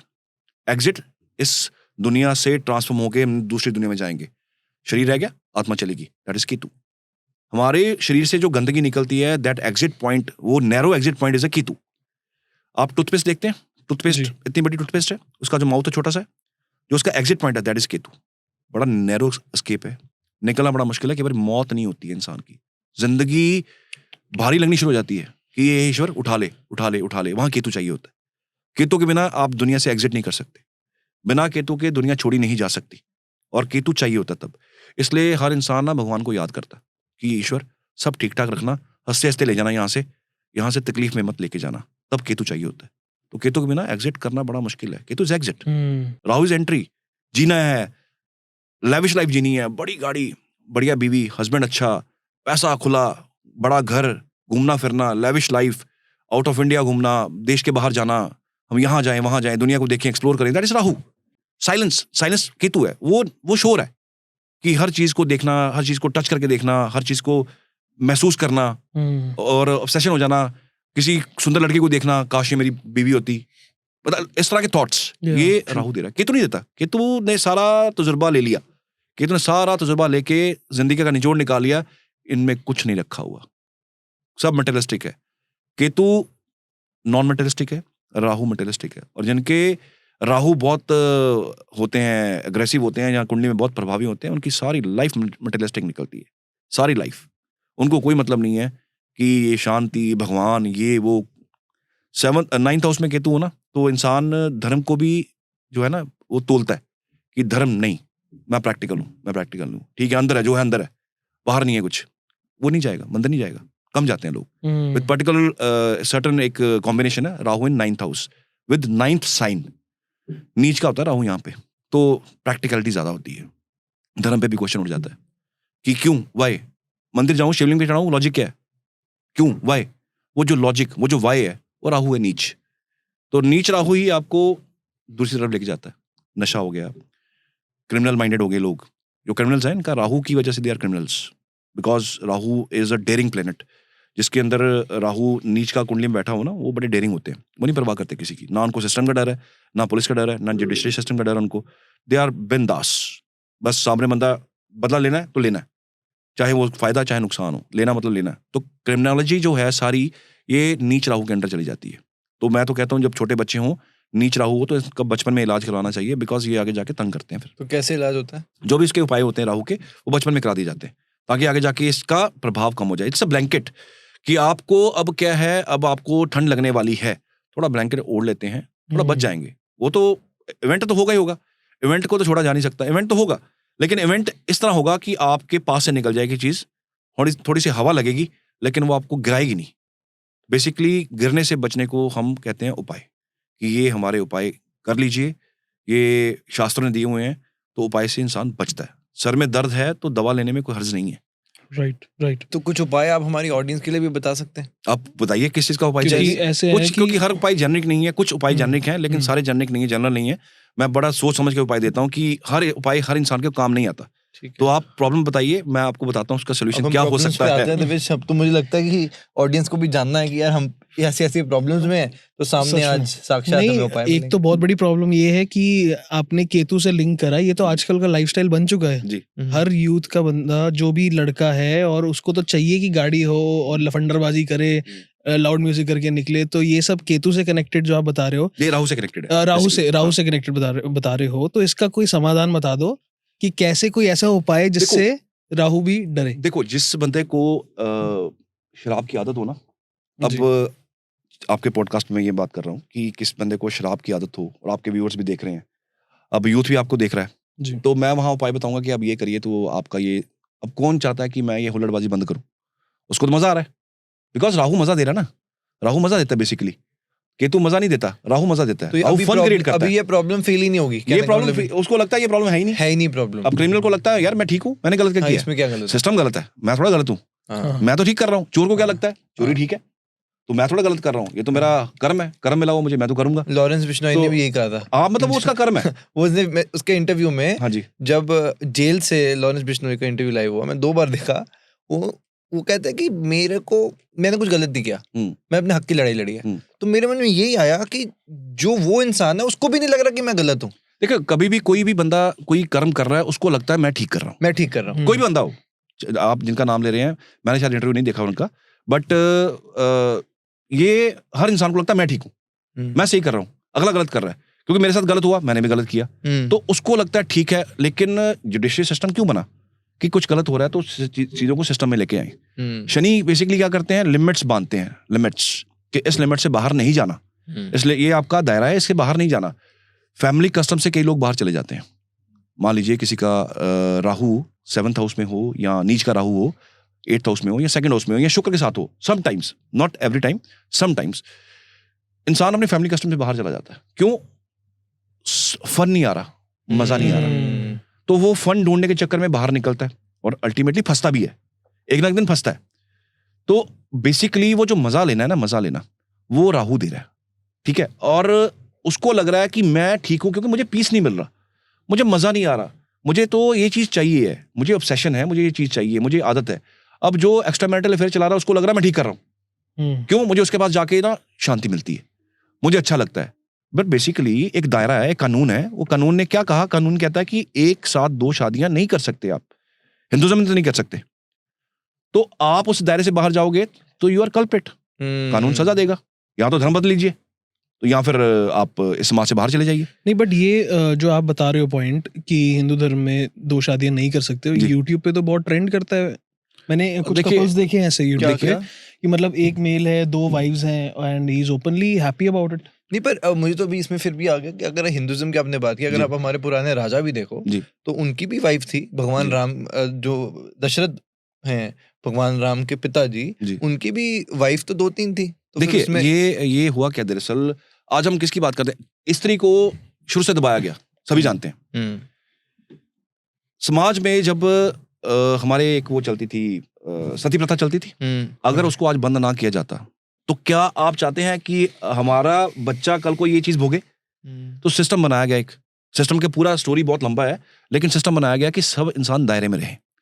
तो मुझे लगता है हिंदुइज्म में ये चीज कि एक साथ दो, मुझे लगता है दिस इज नॉट राइट। यहाँ तो धर्म चेंज करना पड़ेगा, या आपको किसी और कम्युनिटी में जाना पड़ेगा, या समाज से बाहर जाना पड़ेगा। तो समाज के अंदर दायरा बनाया गया कि भैया पीस तो एक के साथ ही है, तो पीस एक साथ रखिए। अब शुक्र क्या कहता है? शुक्र कहता है कि एक बीवी, उसको खुश रखो, उसको हैप्पी रखो, उसको सारी खुशियां लाके दो। वो लोग बहुत सारे कमेंट भी करेंगे अब कि अगर वही अच्छी ना हो तो क्या करें, वो तो आपके कर्मस हैं, वो कर्मस आपको मिले हुए हैं ना, लेकिन कोशिश तो की जा सकती है। तो बाकी ऐसा नहीं है कि मैंने कह दिया कि बीवी को खुश रखो और बीवी आगे से वो आपका सर फाड़ रही हो और आप कह रहे हो बीवी को खुश रखो, लोग करते हैं कमेंट, बट डिपेंड्स। इसमें पेंडिंग कर्मास भी ऐड आते हैं। पेंडिंग कर्मा में अगर आपको डेबिलेशन में शुक्र मिला है किसी मेल के कुंडली के अंदर, इट मींस इस बंदे ने पहले अपनी इसी औरत को प्रताड़ित किया था, आज वो बदला लेने वापस आई है। 6 नंबर साइन में शुक्र है, 6 नंबर साइन है साइन ऑफ सर्विस। अब आपको उसकी सर्विस करनी पड़ेगी, सर्विस इन द सेंस कि आपको उनके साथ खड़ा होना पड़ेगा, चाहे वो आपको मारे पीटे, चाहे आपके साथ खड़ी हो या ना हो, आपको उनकी ड्यूटी बजानी पड़ेगी। तो 6 नंबर साइन है साइन ऑफ सर्विस। शुक्र वहां पे खराब है। शुक्र वहां पे खराब क्यों है? क्योंकि वीनस को ना गंदगी पसंद नहीं है। 6 नंबर एक्चुअली गटर जो है ना, वो वहां पे वीनस कभी भी ठहरता नहीं है, वीनस को पसंद नहीं है। वीनस को तो साफ सुथरी जगह चाहिए, नीट एंड क्लीन, इतनी नीट एंड क्लीन कि वहां पे खुशबू भी हो, वहां पे रोशनी भी अच्छी हो, लेविश एनवायरनमेंट हो, खाना अच्छा हो, पकवान अच्छे हो, जहां नजर जाए वहां पे सुंदरता ही सुंदरता हो। शुक्र ये चाहता है। और 6 नंबर में वही बेसिकली जमीन के नीचे वाला गटर है, वहां पे शुक्र नीच का हो गया। व्हाट डज इट मीन कि इस इंसान को ये औरत पहले भी मिली थी जिसको इसने प्रताड़ित किया, आज शुक्र इसको नीच का मिला और ये इससे अब बदला लेने इस जन्म में आई है। Shukra is related to money, maintenance. समझते हैं आप? मेंटेनेंस देनी पड़ती है जब शादी ब्रेक होती है, तो जज कहते हैं कि आप इनको इतना मेंटेनेंस दीजिए। वो बेसिकली क्या है? शुक्र पैसा है, तो पैसा दे के, मेंटेनेंस दे के इंसान को डाइवोर्स कई बार मिलता है, not every time but sometimes मिलता है। तो Shukra is very important planet हमारी लाइफ में, बहुत जरूरी प्लेनेट है। तो ये जो आप बात कर रहे हैं, दो, मैं कहता हूँ कि हिंदुइज्म में तो वो एक बीवी और खुश परिवार, खुश बीवी और खुश परिवार, और एक बीवी उससे बच्चे सब कुछ उसी से हो, तो मेरे हिसाब से ठीक रहता है। बाकी आप, डेमोक्रेसी है, कुछ करना चाहते हैं तो आपकी फ्री विल आप कर सकते हैं। एज पर जो मैंने पढ़ा, जो मैंने शास्त्रों को समझा, अगर आप को नॉलेज नहीं है शास्त्रों की तो आप ये स्टेप उठा लेते हैं। और संस्कृति ये कहती है कि ईमानदार रहो। संस्कृति ने आपको क्या सिखाया? संस्कार सिखाए। अगर हम ही ये काम करेंगे तो हम मैसेज क्या देना है समाज को कि ठीक है। अब छोटी सी बात है, क्या आप चाहेंगे कि कल को मेरी बेटी उसके हस्बैंड के साथ एक और उसकी वाइफ हो? मैं तो कभी नहीं चाहूंगा, कभी भी नहीं। आप भी नहीं चाहेंगे। क्यों? अगर बेटी पैदा की तो बेटी एक घर में जाए, वहां पे सुखी रहे। अब उसके साथ एक और लाके सौतन खड़ी कर देंगे तो मुझे नहीं लगता कि वो बच्चा खुश रहेगा। तो यहाँ पे एक सिस्टम बनाया गया, शनि ने एक सिस्टम, एक लाइन खींची हुई है कि इस लाइन से बाहर नहीं जाना चाहिए, और मेरे हिसाब से जाना भी नहीं चाहिए। ठीक। तो सुनील जी, अभी आपने कहा कि जो पैसा है वो शुक्र से जुड़ा हुआ है, तो कहीं मैं और भी पढ़ रहा था कि रोडपति से अरबपति, करोड़पति बनाने के लिए कुछ प्लैनेट्स होते हैं। तो क्या उसमें राहु का प्लैनेट भी कोई रोल प्ले करता है? राहु का सबसे बड़ा रोल है जी इसके अंदर, पैसे के अंदर। Rahu basically, Rahu is not पैसा। राहु आपको ना मौका देता है, बेसिकली आपको मौका देता है आगे बढ़ने का। पैसा शुक्र के पास है, शुक्र के पास पैसा। शुक्र की अगर आप प्रतिमा देखेंगे ना, शुक्र के हाथ में सोने का डंडा है। मतलब अगर शुक्र पिटेगा भी ना, अगर वो पिटेगा भी तो वो सोने के डंडे से पिटेगा आपको। अच्छा, मतलब कहने का कि वो लोहे का डंडा नहीं है उसके हाथ में, उसके हाथ में सोने का डंडा है। और शुक्र बेसिकली, आपने वो देखा है हमारी जो शेयर मार्केट, जो हमारा ये मार्केट है, उसका सिंबल देखा आपने क्या है? बैल है, बुल है, ठीक है। And what bull represents? Bull represents क्या? पुराने समय में जिसके पास बुल थे, जो खेत जोतते थे, उनको अमीर माना जाता था। मतलब रिसोर्सेज, कि रिसोर्सेज कंप्लीट है, ये इंसान अमीर है, इसके पास बैल है, ये इसके पास खुद के बैल है, तो ये बंदा अमीर है। क्यों? ये अपनी खेती करके फसल उगाएगा और जाके मार्केट में बेचेगा और इसके पास 4 पैसे आएंगे, तो उसको अमीर की निशानी से देखा जाता था। तो बेसिकली 2 नंबर साइन शुक्र के पास है, 2 नंबर साइन यानी कि कुंडली का जो वृषभ साइन है वो उसके पास है, तो उसका सिंबल क्या है? बुल है। तो हमारी इंडियन मार्केट में भी बुल उसको रिप्रेजेंट कर रहा है। तो इट मीन्स पैसा, रिसोर्सेज, ह्यूज मनी, बहुत बड़े बैंक बैलेंसेस, 1000 करोड़, अरबोपति, ये शुक्र के अधीन आते हैं, वृषभ साइन के अधीन आते हैं। और राहु यहाँ पे पहुंचने का आपको सोर्स है, मौका है कि आपने एक मंजिल पे जाना है, तो उस मंजिल में जो सोर्स लगेगा, जो प्लेन, जिस प्लेन में आप जाएंगे, दैट इज बेसिकली राहु। तो वो राहु आपको वहां पे ले जाने की हिम्मत भी देता है, जरूरत देता है, आइडियाज देता है, दिमाग देता है कि क्या मैं कर सकता हूँ, किससे मैं आगे बढ़ सकता हूँ। उसके बाद जाके आपको मिलाता है शुक्र से। बेसिकली आपका पैसे वाला वो घर जो है वो शुक्र पूरा कर रहा है। शुक्र के पास 2 घर हैं, एक उसके पास वृषभ है, एक उसके पास तुला है। तुला इज अ बैलेंस, तुला इज अ शुक्र का सेकंड साइन, ठीक है। एक रिसोर्सेज है, पैसा है, खूब सारा पैसा है, और एक आपका तुला है 7 number sign, balance of life, की लाइफ में बैलेंस रहना बड़ा जरूरी है। राहु की दशा में जो लोग इस चीज को बैलेंस नहीं कर पाते ना, वो नीचे गिरते हैं आके। बहुत सारे ऐसे लोग हैं, मैं नाम नहीं लूंगा उनका, बट बहुत आगे तक गए, बाद में वो नीचे गिरे। और वो क्यों नीचे गिरे? बिकॉज उन्होंने ना उसको बैलेंस नहीं किया, कुछ गलत संगत में चले गए, कुछ पैसा होने के, जब पैसा, लक्ष्मी आती है, लक्ष्मी बहुत चंचल है, साथ में बहुत कुछ लेके आती है, बहुत कुछ लेके आती है, और बहुत दिमाग में आइडियाज लेके आती है। तो वो जो आइडियाज है ना, अगर आपने सही तरह से उसको यूटिलाइज किया राहु के टाइम को, राहु की 18 साल की दशा है, तो आपको आगे जाके राहु तंग नहीं करने वाला। लेकिन आपने उसमें अय्याशी कर ली, ऐशप्रस्ती कर ली, तो राहु आपको नीचे गिराएगा। उसके बाद आता है दशा जुपिटर की, बृहस्पति की, बिल्कुल इससे उल्ट। राहु आपको पोजीशन दे रहा है, अब जुपिटर कह रहा है भैया शांत हो जा, ठंडा हो जा, बहुत कुछ कर लिया जिंदगी में, अब ठहराव में आ जा, भगवान का नाम ले ले, स्पिरिचुअलिटी ले ले अब, क्योंकि गुरु स्पिरिचुअलिटी देते हैं, विजडम देते हैं, समझदार देते हैं। आपकी जब आंखें खुलती है ना, एक्चुअल आंखें, तो समझ आता है कि कुछ नहीं है इन चीजों में। और आंखें खुलती हैं जुपिटर की दशा के अंदर आके।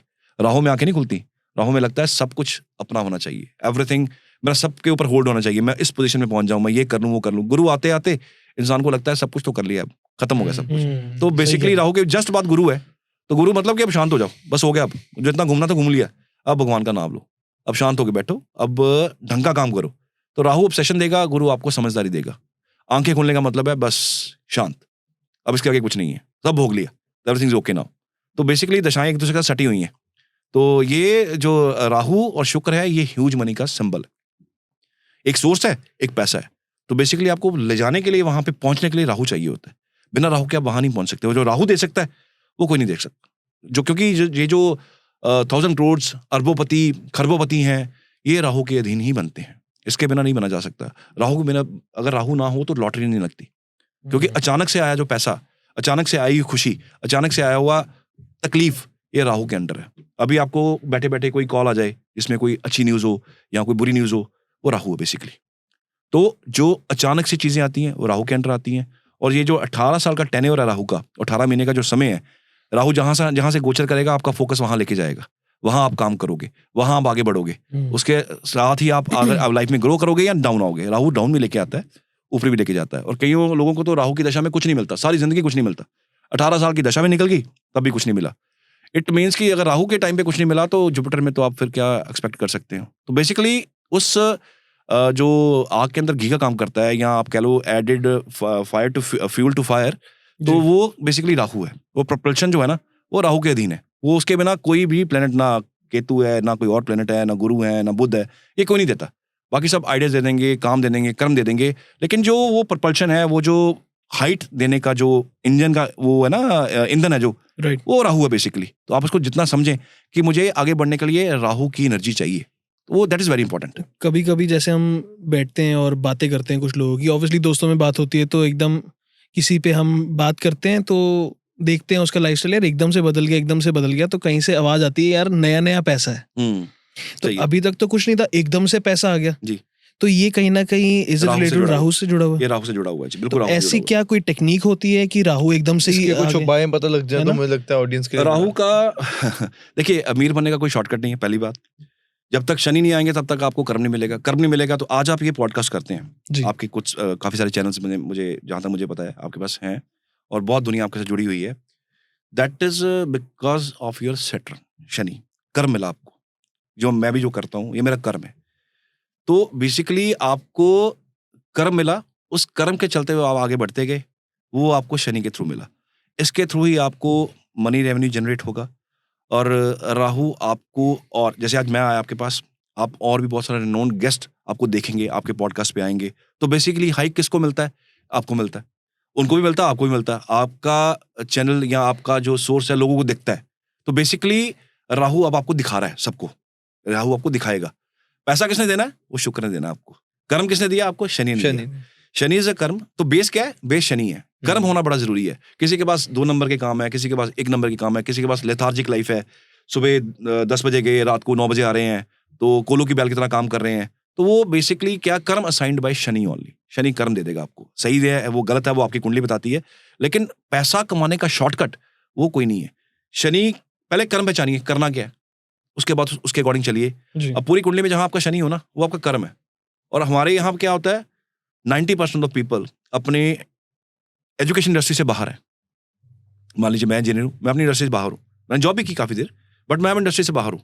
अकल्ट से मेरा कोई लेना देना था नहीं, लेकिन इंटरेस्ट हुआ, एक आइडिया आया, एक टाइम पे आके कुछ घटनाएं ऐसी हुई, मेरा इंटरेस्ट बना, मैं इसमें आ गया। तो बेसिकली आपको एक मैं थोड़ा सा पीछे ले जाना चाहूंगा और कि कर्म कैसे मिलता है। कर्म मिलता है आपको जहां केतु हो। जहां आपकी कुंडली में पूरा केतु है ना, वहां आपने पुराने जन्म में झंडे गाड़े होते हैं। क्यों? Ketu represents flag.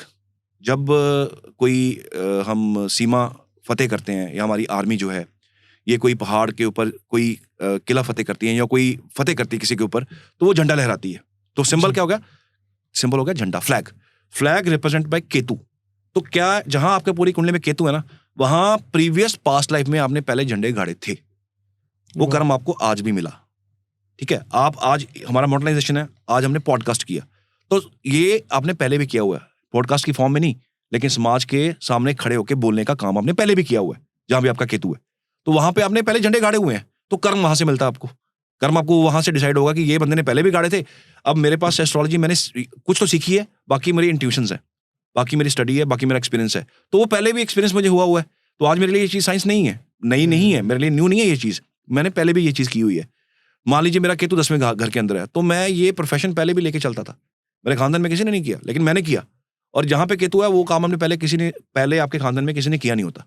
आप you are the first person जो वो काम करता है। आप कई बार कहते हैं ना कि ये वॉइस कितनी अच्छी है इसकी, डांसिंग कितनी अच्छी करता है, इसने सीखा नहीं कहीं से। What is that? Basically what is that? वो क्या चीज है? हम कहते हैं गॉड गिफ्टेड है। तो झंडा पहले भी गाड़ा था उसने, ये वहां से करके आया, तभी इसको यहाँ पे आया।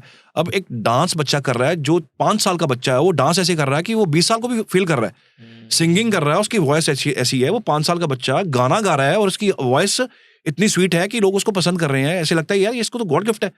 वो गॉड गिफ्ट जो टर्म है ना, दैट इज बेसिकली केतु। पुराने जन्म का आपका केतु का झंडा गाड़ा हुआ, आज ने आपके इस समय में आप दोबारा आपको उसका फ्रूट मिल रहा है। ये तो बेसिकली मुझे लगता है साइंटिफिक, और क्योंकि मैंने एक इंटरनेट पे एक को मैं फॉलो भी करता हूँ जी, 5 या 6 साल का छोटा सा बच्चा है, उसका नाम है भागवत जी। वो अभी उसकी वीडियो बड़ी वायरल हुई थी, जिसमें वो फ्लाइट में गया, तो वो कहता हाय हेलो छोड़ो, हरे कृष्णा बोलो। करेक्ट, मैंने भी देखी थी। तो अब वो 5 साल का बच्चा भगवत गीता के श्लोक पढ़ता है जी। और शायद जो हम बोले याद करने में मुश्किल को वो बोल भी देता है जी। तो वो चीज मुझे लगी कि शायद वही वो चीज है जी, जो एग्जैक्टली अब बात वही वो चीज है, क्योंकि उसने अब झंडे नहीं गाड़े, वो झंडे पहले गाड़ के आया हुआ है। वो उसके लिए फील्ड वगैरह होगा। यस, वो जिस घर में पैदा हुआ है उसको लग रहा है कि ये मेरे घर बच्चा पैदा हुआ, तो ये तो गॉड गिफ्टेड है। वो बेसिकली केतु ने दिया पहले। वो जो हुनर है, वो जो टैलेंट है, वो आप पहले झंडे गाड़ चुके हो। अब आपने वो याद है आपको, एक केबीसी में एक लड़का आया था, बच्चा आया था एक, जिसने अमिताभ बच्चन जी के सारे क्वेश्चन का आंसर दे दिया था। छोटा सा बच्चा था वो भी, उसकी भी एज ज्यादा नहीं थी। अब वो कुछ मुझे एज याद नहीं है, बट छोटी एज थी वो। उस एज में आके बच्चा सारे क्वेश्चंस के आंसर दे रहा है, जबकि उसने यूपीएससी की तैयारी नहीं की हुई, क्योंकि वहां पे जो चेयर पे बैठा वो यूपीएससी तैयारी करके आया हुआ, तो वही आंसर कर सकता सबके। मुझे वो बोल दे कि मैं केबीसी में बैठ जाऊं आंसर कर दूं, मैं नहीं कर पाऊंगा। मेरा एक फील्ड है, मेरा एक इंजीनियरिंग फील्ड है, मेरा एक ये एस्ट्रोलॉजी फील्ड है, मैं उसमें अपना मेरा हुनर है उसमें। बट मैं मुझे कहे कि कोई डिफरेंट ऑफ फील्ड का आंसर दे दे, मैं नहीं कर पाऊंगा। करेक्ट। उस छोटे बच्चे ने आंसर कैसे किए? वो आज एक किताब पढ़ता है, उसको रट जाती है, एक ही बार में रट जाती है, और हम किताबें लेके बैठे रहते हैं, हमें वो रटती नहीं है, हमें याद नहीं होते, सब्जेक्ट भूल जाते हैं, पेपर में जाके बच्चे भूल जाते हैं, लेकिन उसको कैसे याद हुआ? दैट इज बेसिकली रिसर्च ये रही कि केतु ने पहले दिया था, वो मुझे कर्म असाइन था पहले। आज मैं नया नहीं कर रहा हूँ। कई लोग एस्ट्रोलॉजी फील्ड में आते हैं, लेकिन उनका यश नहीं होता, उनको कुछ मिलता नहीं, लोग उनको फॉलो नहीं करते, लोग उनके उपाय करते हैं, रिजल्ट नहीं आते हैं, लोग उनको पास जाते हैं, एक ही बार जाते हैं, उनको अच्छा नहीं लगता, उनके पास बैठना भी अच्छा नहीं लगता। तो जिसके पास केतु 10वें घर का है, वो अगर एस्ट्रोलॉजी कर रहा है तो वो इस जन्म से नहीं लेके आया, वो पुराने जन्म से लेके आया। उसके पास आप बैठेंगे ना तो आपको लगेगा बड़ा पॉजिटिव हो रहा है। अब मेरे पास कई बार लोग आते हैं ना, आप कहेंगे कि मैं अपनी बात कर रहा हूँ, समटाइम्स पीपल आते हैं, बहुत बार लोग पता क्या कहते हैं कि सर कुंडली दिखानी है, 10 मिनट आपके चाहिए, बस बैठना आपके साथ। तो सर जैसे केतु की बात चल रही है एंड मैं अपने डॉट्स कनेक्ट करता हूँ प्रैक्टिकल लाइफ में, जो आपने समझाया वो मेरी लाइफ में कैसे फिट बैठता है। वो ऐसे है कि मैं राघव और मैं नर्सरी से साथ में सर, मतलब हमने बोलना भी साथ ही सीखा है, हम इतने पुराने दोस्त हैं और आज 26-27 साल के लगभग हो गए हम लोग। तो हम लोगों का स्कूल टाइम में शुरू से ही बोलने वाले जो होते थे ना, जैसे कॉम्पिटिशन्स हो गए, इसमें हो गए डेक्लेमेशंस हो गए, डिबेट्स हो गए और अलग अलग कॉम्पिटिशन्स हो गए, तो हमारा हमेशा फर्स्ट सेकंड क्लास 8 तक चलता ही था जी।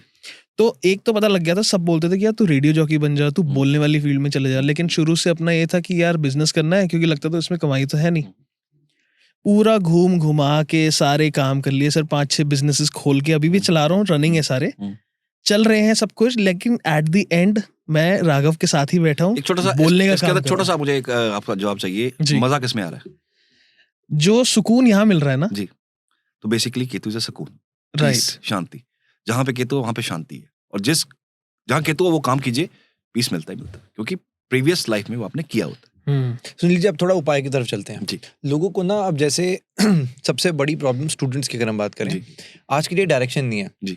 लाइफ में करना क्या है। अब जैसे आपने बताया कि केतु से पता लगता है पिछली लाइफ से या पहले से जो आप कर रहे हो, आपको आगे चल के वही बनना है। तो आज जो ये एपिसोड देख रहा है उसको कैसे बंदा कंफ्यूज्ड है कि यार मैं ये करूं, वो करूं, क्या करूं, तो ये कैसे कोई उपाय है जिससे कि किसी को अपना करियर पता लग सकता है कि वो कल को क्या करे? देखिए राघव जी, सबसे पहले तो ये है कि कुंडली एनालिसिस करवाना चाहिए, ठीक है। कहाँ से करवाना है ये आपका फ्री विल है, आपका वो है, लेकिन थोड़ा सा अगर आप समझते हैं, जो लोग एस्ट्रोलॉजी कंटेंट सुनते हैं ना, उनको थोड़ा सा समझ तो है, ठीक है। मैं ये नहीं कहता कि उन्हें बहुत प्रैक्टिस है उनके पास, बस थोड़ा सा कंटेंट तो उनको समझ आता है। तो वो केतु देखें कहाँ पे है और किस नक्षत्र में है, वहां से निकलती है आपकी प्रोफेशन का लाइन कि किस पता लग जाता है। हाँ जी, प्रोफेशन कौन सा करना है, क्या करना है, शनि कहाँ बैठे हुए उस जगह पे जाके करना है, या शनि 12वें भाव में है, फॉरेन जाना है, या अपने घर से थोड़ा दूर जाना है। चौथे घर में शनि हो तो, या मंगल हो या राहु हो तो एक लैंड कर्स होता है, वो अपने बर्थ प्लेस से हमें दूर जाना पड़ता है, वहां रह के तरक्की नहीं कर सकते हैं। तो ये आपका nature of work and work place काफी हद तक समझ आता है कुंडली में से, एक नक्षत्र से हम निकाल लेते हैं कि कहाँ जाके आपकी तरक्की होगी। आपकी तरक्की कोई बहुत शांत इलाके में जाके होगी, आपकी तरक्की बहुत ज्यादा कोई रशी एरिया में जाके होगी, आपकी तरक्की जाके कोई मेट्रो सिटी में होगी, या छोटे से विलेज में आप तरक्की कर जाओगे। तो ये आपकी कुंडली से समझ आता है। मान लीजिए केतु किसी के चौथे भाव में है, तो अपने कर्म स्थान पे काम कर सकता है, ऐसा इंसान कर सकता है विद प्रिसाइजली कुछ नक्षत्र होते हैं इसमें। तो वो अगर एनालिसिस कर लिया जाए तो वो इंसान अपने जन्म स्थान पे ही तरक्की करके नाम कमा लेगा, अच्छा नाम कमा लेगा। राहु अगर आ गया चौथे भाव में तो जगह छुड़वा देगा, आपकी छोड़नी पड़ेगी, नहीं तो आप जहां से शुरू हुए थे 50 साल बाद भी वहां ही खड़े हैं, तरक्की नहीं हो पाएगी। सो ये चीजें आपकी कुंडली से समझ आती हैं। आपने कहा कि उपाय ऐसा कुछ नहीं है कि जिससे आपका प्रोफेशन समझ आ जाए, लेकिन कुंडली analysis is very important. At least एक लैब में जाके आप अपना ब्लड सैंपल दीजिए, पता तो करिए कि बॉडी के अंदर चल क्या रहा है। एक खून की अगर कुछ बूंदे देके हमें टेस्ट में जाके रिपोर्ट में हम लेते हैं कि हमारे अंदर चल क्या रहा है, वो बताती है ना आपको रिपोर्ट। लैब से टेस्ट करा के आपको रिपोर्ट पता लगेगी बॉडी के अंदर क्या चल रहा है। और आपकी कुंडली आपका डीएनए है, आप कुंडली किसी को डिकोड करने के लिए दीजिए, कोई प्रोफेशनल उसको दीजिए, वो बताएगा कि आपकी लाइफ में चल क्या रहा है और आगे चलना क्या है। काफी हद तक आपको इससे रिजल्ट्स मिलते हैं। प्रॉब्लम क्या आती है मैं बताता हूँ जी। मतलब मैं प्रैक्टिकली ही बोलूंगा, जो हमें कि अपना लोगों का विश्वास नहीं बन पाता जी। To be honest. मैं थोड़ा सा ब्लंट होना चाहूंगा आपके साथ कि ना, अब लोग कहते हैं कि यार ऐसे ही करके होना हो तो घर बैठ जाओ, काम करने की जरूरत ही नहीं है, जी। कुंडली दिखा के, हाथ दिखा के। मैं क्यों बोल रहा हूँ, प्रमाण के रूप में बोलूंगा। आपकी एक वीडियो बड़ी वायरल हुई थी, आपने कहा था कि भाई नारियल पानी मत पियो, पियोगे तो पैसे नहीं आएगा। उसके ऊपर आगे कंट्रोवर्सी भी बड़ी हुई। जी, जी, जी, कुछ ऐसे बड़े इन्फ्लुएंसर्स थे, उन्होंने भी बोल दिया जी, जी। इस बात को कि यार अंकल ऐसे कहते हैं कि ये करोगे तो होगा, ऐसा कुछ होता थोड़ी है, ये तो ऐसी बातें हैं। वाह भाई। देखो तो फिर एक जो थर्ड बंदा जो वीडियो देख रहा है वो कह रहा है यार नारियल पानी ना पिए यार, ये तो नहीं कैसे? ऐसा नहीं है। पहले तो देखो कोई भी बोल रहा है या कोई इन्फ्लुएंसर बोल रहा है, कोई बोल रहा है, पहले उसको हिंदू संस्कृति का पता होना चाहिए। फर्स्ट ऑफ ऑल हिंदू संस्कृति का पता होना बड़ा जरूरी है। आपको या तो आपको शास्त्र पढ़ा हो या थोड़ी आपको समझ हो, या आप उस घर में पैदा हुए हो कि आपको शास्त्र का पता हो। इसके पीछे रिसर्चेज होती हैं। मैंने एक लाइन बोली थी बकायदा कि 40 दिन लगातार पीजिए, प्रॉब्लम आएगा। 40 दिन लगातार नहीं पीना, नारियल पानी सेहत के लिए अच्छा है, मैं भी पीता हूँ। मैंने कब मना किया कि मत पीजिए? मैंने कहा 40 दिन लगातार मत पीजिए, 21 दिन लगातार मत पीजिए, इसको ब्रेक कर दीजिए। क्यों? बिकॉज सैटर्न रिप्रेजेंट्स नारियल, पानी रिप्रेजेंट्स चंद्रमा, उसकी लिक्विडिटी, ठीक है। और शनि और चंद्रमा का कॉम्बिनेशन कुंडली के अंदर हो, that means pressure in life. और चंद्रमा अगर आप चंद्र आपका कुंडली का अगर पीड़ित हो गया, that represents cash flow of the money, पैसे का कैश फ्लो। सैटर्न स्लो चलने वाला प्लेनेट है, चंद्रमा एक लिक्विड प्लेनेट है। और जब इसका कॉम्बिनेशन हो, वो अगर आप रोज ले रहे हो तो आप अंदर पॉइजन इकट्ठा कर रहे हो। दैट्स अ पॉइजनस योग, इसको बोलते हैं हमारे ज्योतिष में विष दोष। शनि चंद्रमा को विष दोष बोलते हैं। और आपने उसको मिक्स कर लिया तो आप अपनी लाइफ में पॉइजन घोल रहे हो। डेली नहीं पीना मीन्स कि आप एक दिन ब्रेक लगा के पीजिए। सब पीते हैं, मैं भी पीता हूं, मैंने मना नहीं किया, बट लगातार मत पीजिए। कुछ चीजें आप रोज जाके ना एक काम कीजिए। और मैनिफेस्टेशन क्या होती है कि हम यूनिवर्स को मैसेज भेज रहे हैं कि हमें अमीर बना दो, मुझे नौकरी दे दो, मुझे अच्छा हस्बैंड दे दो। मुझे व्रत क्यों कर रहे हैं? मैनिफेस्टेशन हो रही है कि मैं व्रत करूंगा या करूंगी तो मुझे कुछ अच्छा मिलेगा। तो बेसिकली क्या हो रहा है, हम रेगुलरिटी कर रहे हैं। रेगुलरिटी नहीं होनी चाहिए किसी चीज की। डॉक्टर आपको दवा देता है, वो क्या बोलता है? सुबह दोपहर शाम। वो ये नहीं कहता कि आज खा लिया उसके बाद कल शाम को खाना। डिजीज से बाहर आना ना, तो क्या चाहिए आपको? कंसिस्टेंसी चाहिए। कंसिस्टेंसी से आप ठीक हो जाओगे। बच्चे को कोई वायरल हो गया या किसी इंसान को कोई बीमारी हो गई है तो डॉक्टर कहता है ये 6 दिन की डोज है, सुबह दोपहर शाम आपको खानी है। अगर आप उसको ब्रेक कर दोगे तो वो आपका डिजीज ठीक नहीं होगा, वो आपकी बीमारी ठीक नहीं होगी। वो 3 टाइम की खाना क्यों दे रहा है, 3 टाइम का आपको जो आपका मेडिसिन क्यों दे रहा है? वो इसलिए दे रहा है क्योंकि उसके अंदर, आपकी बॉडी के अंदर उसको एक कंसिस्टेंस चीजें ठीक करनी है। तो वो जो रेगुलरिटी है, दैट मीन्स अ लॉट। वो रेगुलरिटी वो मेडिसिन की है, उपाय की है। वो डिपेंड करता है कि वो, इसलिए रेगुलरिटी को ब्रेक करने के लिए बोला। मैंने ये नहीं कहा कि पानी मत पीजिए, पीजिए। प्रेग्नेंट वुमेन्स के लिए बहुत अच्छा है, मरीजों के लिए अच्छा है, मैं खुद लेता हूँ, स्किन के लिए अच्छा है, बट ब्रेक द रेगुलरिटी। अच्छा। लोगों ने कहा कि हम तो पीते हैं, हम कैसे ना पिए? बस उस जो रेगुलरिटी को उसको ब्रेक कर दीजिए। एक दिन छोड़ दिया, अगले दिन पी लीजिए। एक दिन छोड़ दिया। वो लाइन पे नहीं गए, लोगों ने समझा नहीं लाइन को कि 40 डेज मत पीजिए, 21 दिन मत पीजिए। वो कहते हैं कि नारियल पानी पीने से कैसे होगा? अरे नारियल पानी पीना चाहिए, कोई दिक्कत नहीं है, वो सब कुछ अच्छा होता है, बट उसके लिए आपको ब्रेकेज देनी है। That's the point. तो सुनील, जैसे आपने एक लॉजिक दिया जी, आपने अपना एक इसमें एक आपने अपनी थॉट डाली कि यार अब हम ऑडियंस पे छोड़ते हैं कि वो करके देखे और एक्सपेरिमेंट करके देखे कि भाई 21 दिन नारियल पानी मत पियो, आपके हिसाब से कैश फ्लो, पैसा आना बंद हो जाता है। तो ऐसे ही और भी लोग हैं इंटरनेट पे, वो कहते हैं कॉन्वोलेक्सा कॉन्वोलेक्सा कॉन्वोलेक्सा कॉन्वोलेक्सा, पैसा आ जाएगा, पैसा आ जाएगा। जी। तो फिर आप मानते हैं? नहीं सर, मैंने तो इसके ऊपर बकायदा एक बार एक एपिसोड भी किया था कि देखो ये ना स्विच वर्ड्स है। ये हमारे भारत की साइंस नहीं है, ये बेसिकली साइंस कहीं और जगह की है। और ये जो वर्ड्स हैं, what does convolexa means? It means कि एक आपका अच्छा टाइम आ रहा है, एक बुरा टाइम जा रहा है, अच्छा टाइम आ रहा है। It's a manifestation. तो ये स्विच वर्ड्स है। तो मैं जब कहता हूँ कि हमारे भारतीय ज्योतिष के अंदर सब कुछ है, मैंने अपने चैनल पे भी मैंने बोला था कि आपको चमत्कार देखना ना, तो भारतीय ज्योतिष में है। आप हाथ पे ये कलावा खुद बांधिए, 3 बार श्रीम बोलना आपने, श्रीम श्रीम श्रीम करके खुद बांधिए। शुक्रवार को बांधिए और मंगलवार को बांधिए, चेंज करते रहिए। आप देखेंगे आपका ये एक रेमेडी पर्टिकुलरली किसके लिए है कि आपको इमीडिएट पैसा चाहिए, अरेंजमेंट नहीं हो रहा, तो ऐसा थोड़ी है इसको बांधने से पैसा आ जाएगा। नो, अरेंजमेंट हो जाएगा। और ये लोगों ने आके कहा कि सर अरेंजमेंट हुआ, कहीं से भी हुआ, अरेंजमेंट होगा। Magic is not there, this is a source, कि सोर्स बना। ये कलावा कोई इसको इतने हल्के में नहीं ले सकते हम, क्योंकि ये कलावा के पीछे बहुत लंबी स्टोरी है। कभी आपके दोबारा साथ पॉडकास्ट करेंगे, मैं बताऊंगा इस पे कि ये कलावा हमारा रक्षा सूत्र है, हिंदुइज्म का ये सिंबल है। तो मेरे आप हमेशा हाथ में देखेंगे मैंने बांधा होता है। तो ये बेसिकली 3 बार श्रीम श्रीम करके आप बोलिए, आपके पास पैसे का कोई सोर्स निकल आएगा। इसको करके देखिए, उसके बाद कमेंट दीजिए, आपको अरेंजमेंट मिलेगा पैसे का। ऐसे आप अमीर नहीं बन जाएंगे, लेकिन आपका फंसा हुआ टाइम आपको निकाल देगा। बात तो फिर हनुमान जी की आ गई ना, निकाला तो फिर उन्होंने नहीं, क्योंकि उन्हीं का है। तो ये आप करके देखिएगा, आपको इमीडिएट कोई ना कोई रिलीफ कहीं ना कहीं से आपके सामने आएगा। अब चलो अरेंजमेंट हो गया, अब जिसकी कुंडली में पैसा ही नहीं है, वो सब कुछ कर रहा है, तो उसके लिए भी कुछ उपाय बताओ। एक छोटा सा मैं सबको बताऊंगा कि आप ये कर सकते हैं, इससे आपको रिजल्ट्स आएंगे। कि हमारी कुंडली में ना थोड़ा सा आपको इसलिए समझ चाहिए, थोड़ी सी समझ चाहिए, बिकॉज ये बिल्कुल लेमैन अगर होंगे तो उनको समझ नहीं आएगा। सेकंड भाव पैसे का भाव है। आपकी कुंडली में जो भी राशि सेकंड भाव में फॉल कर रही है, उसका सिंबल, उसका स्टैचू वो अपने घर में लगाइए।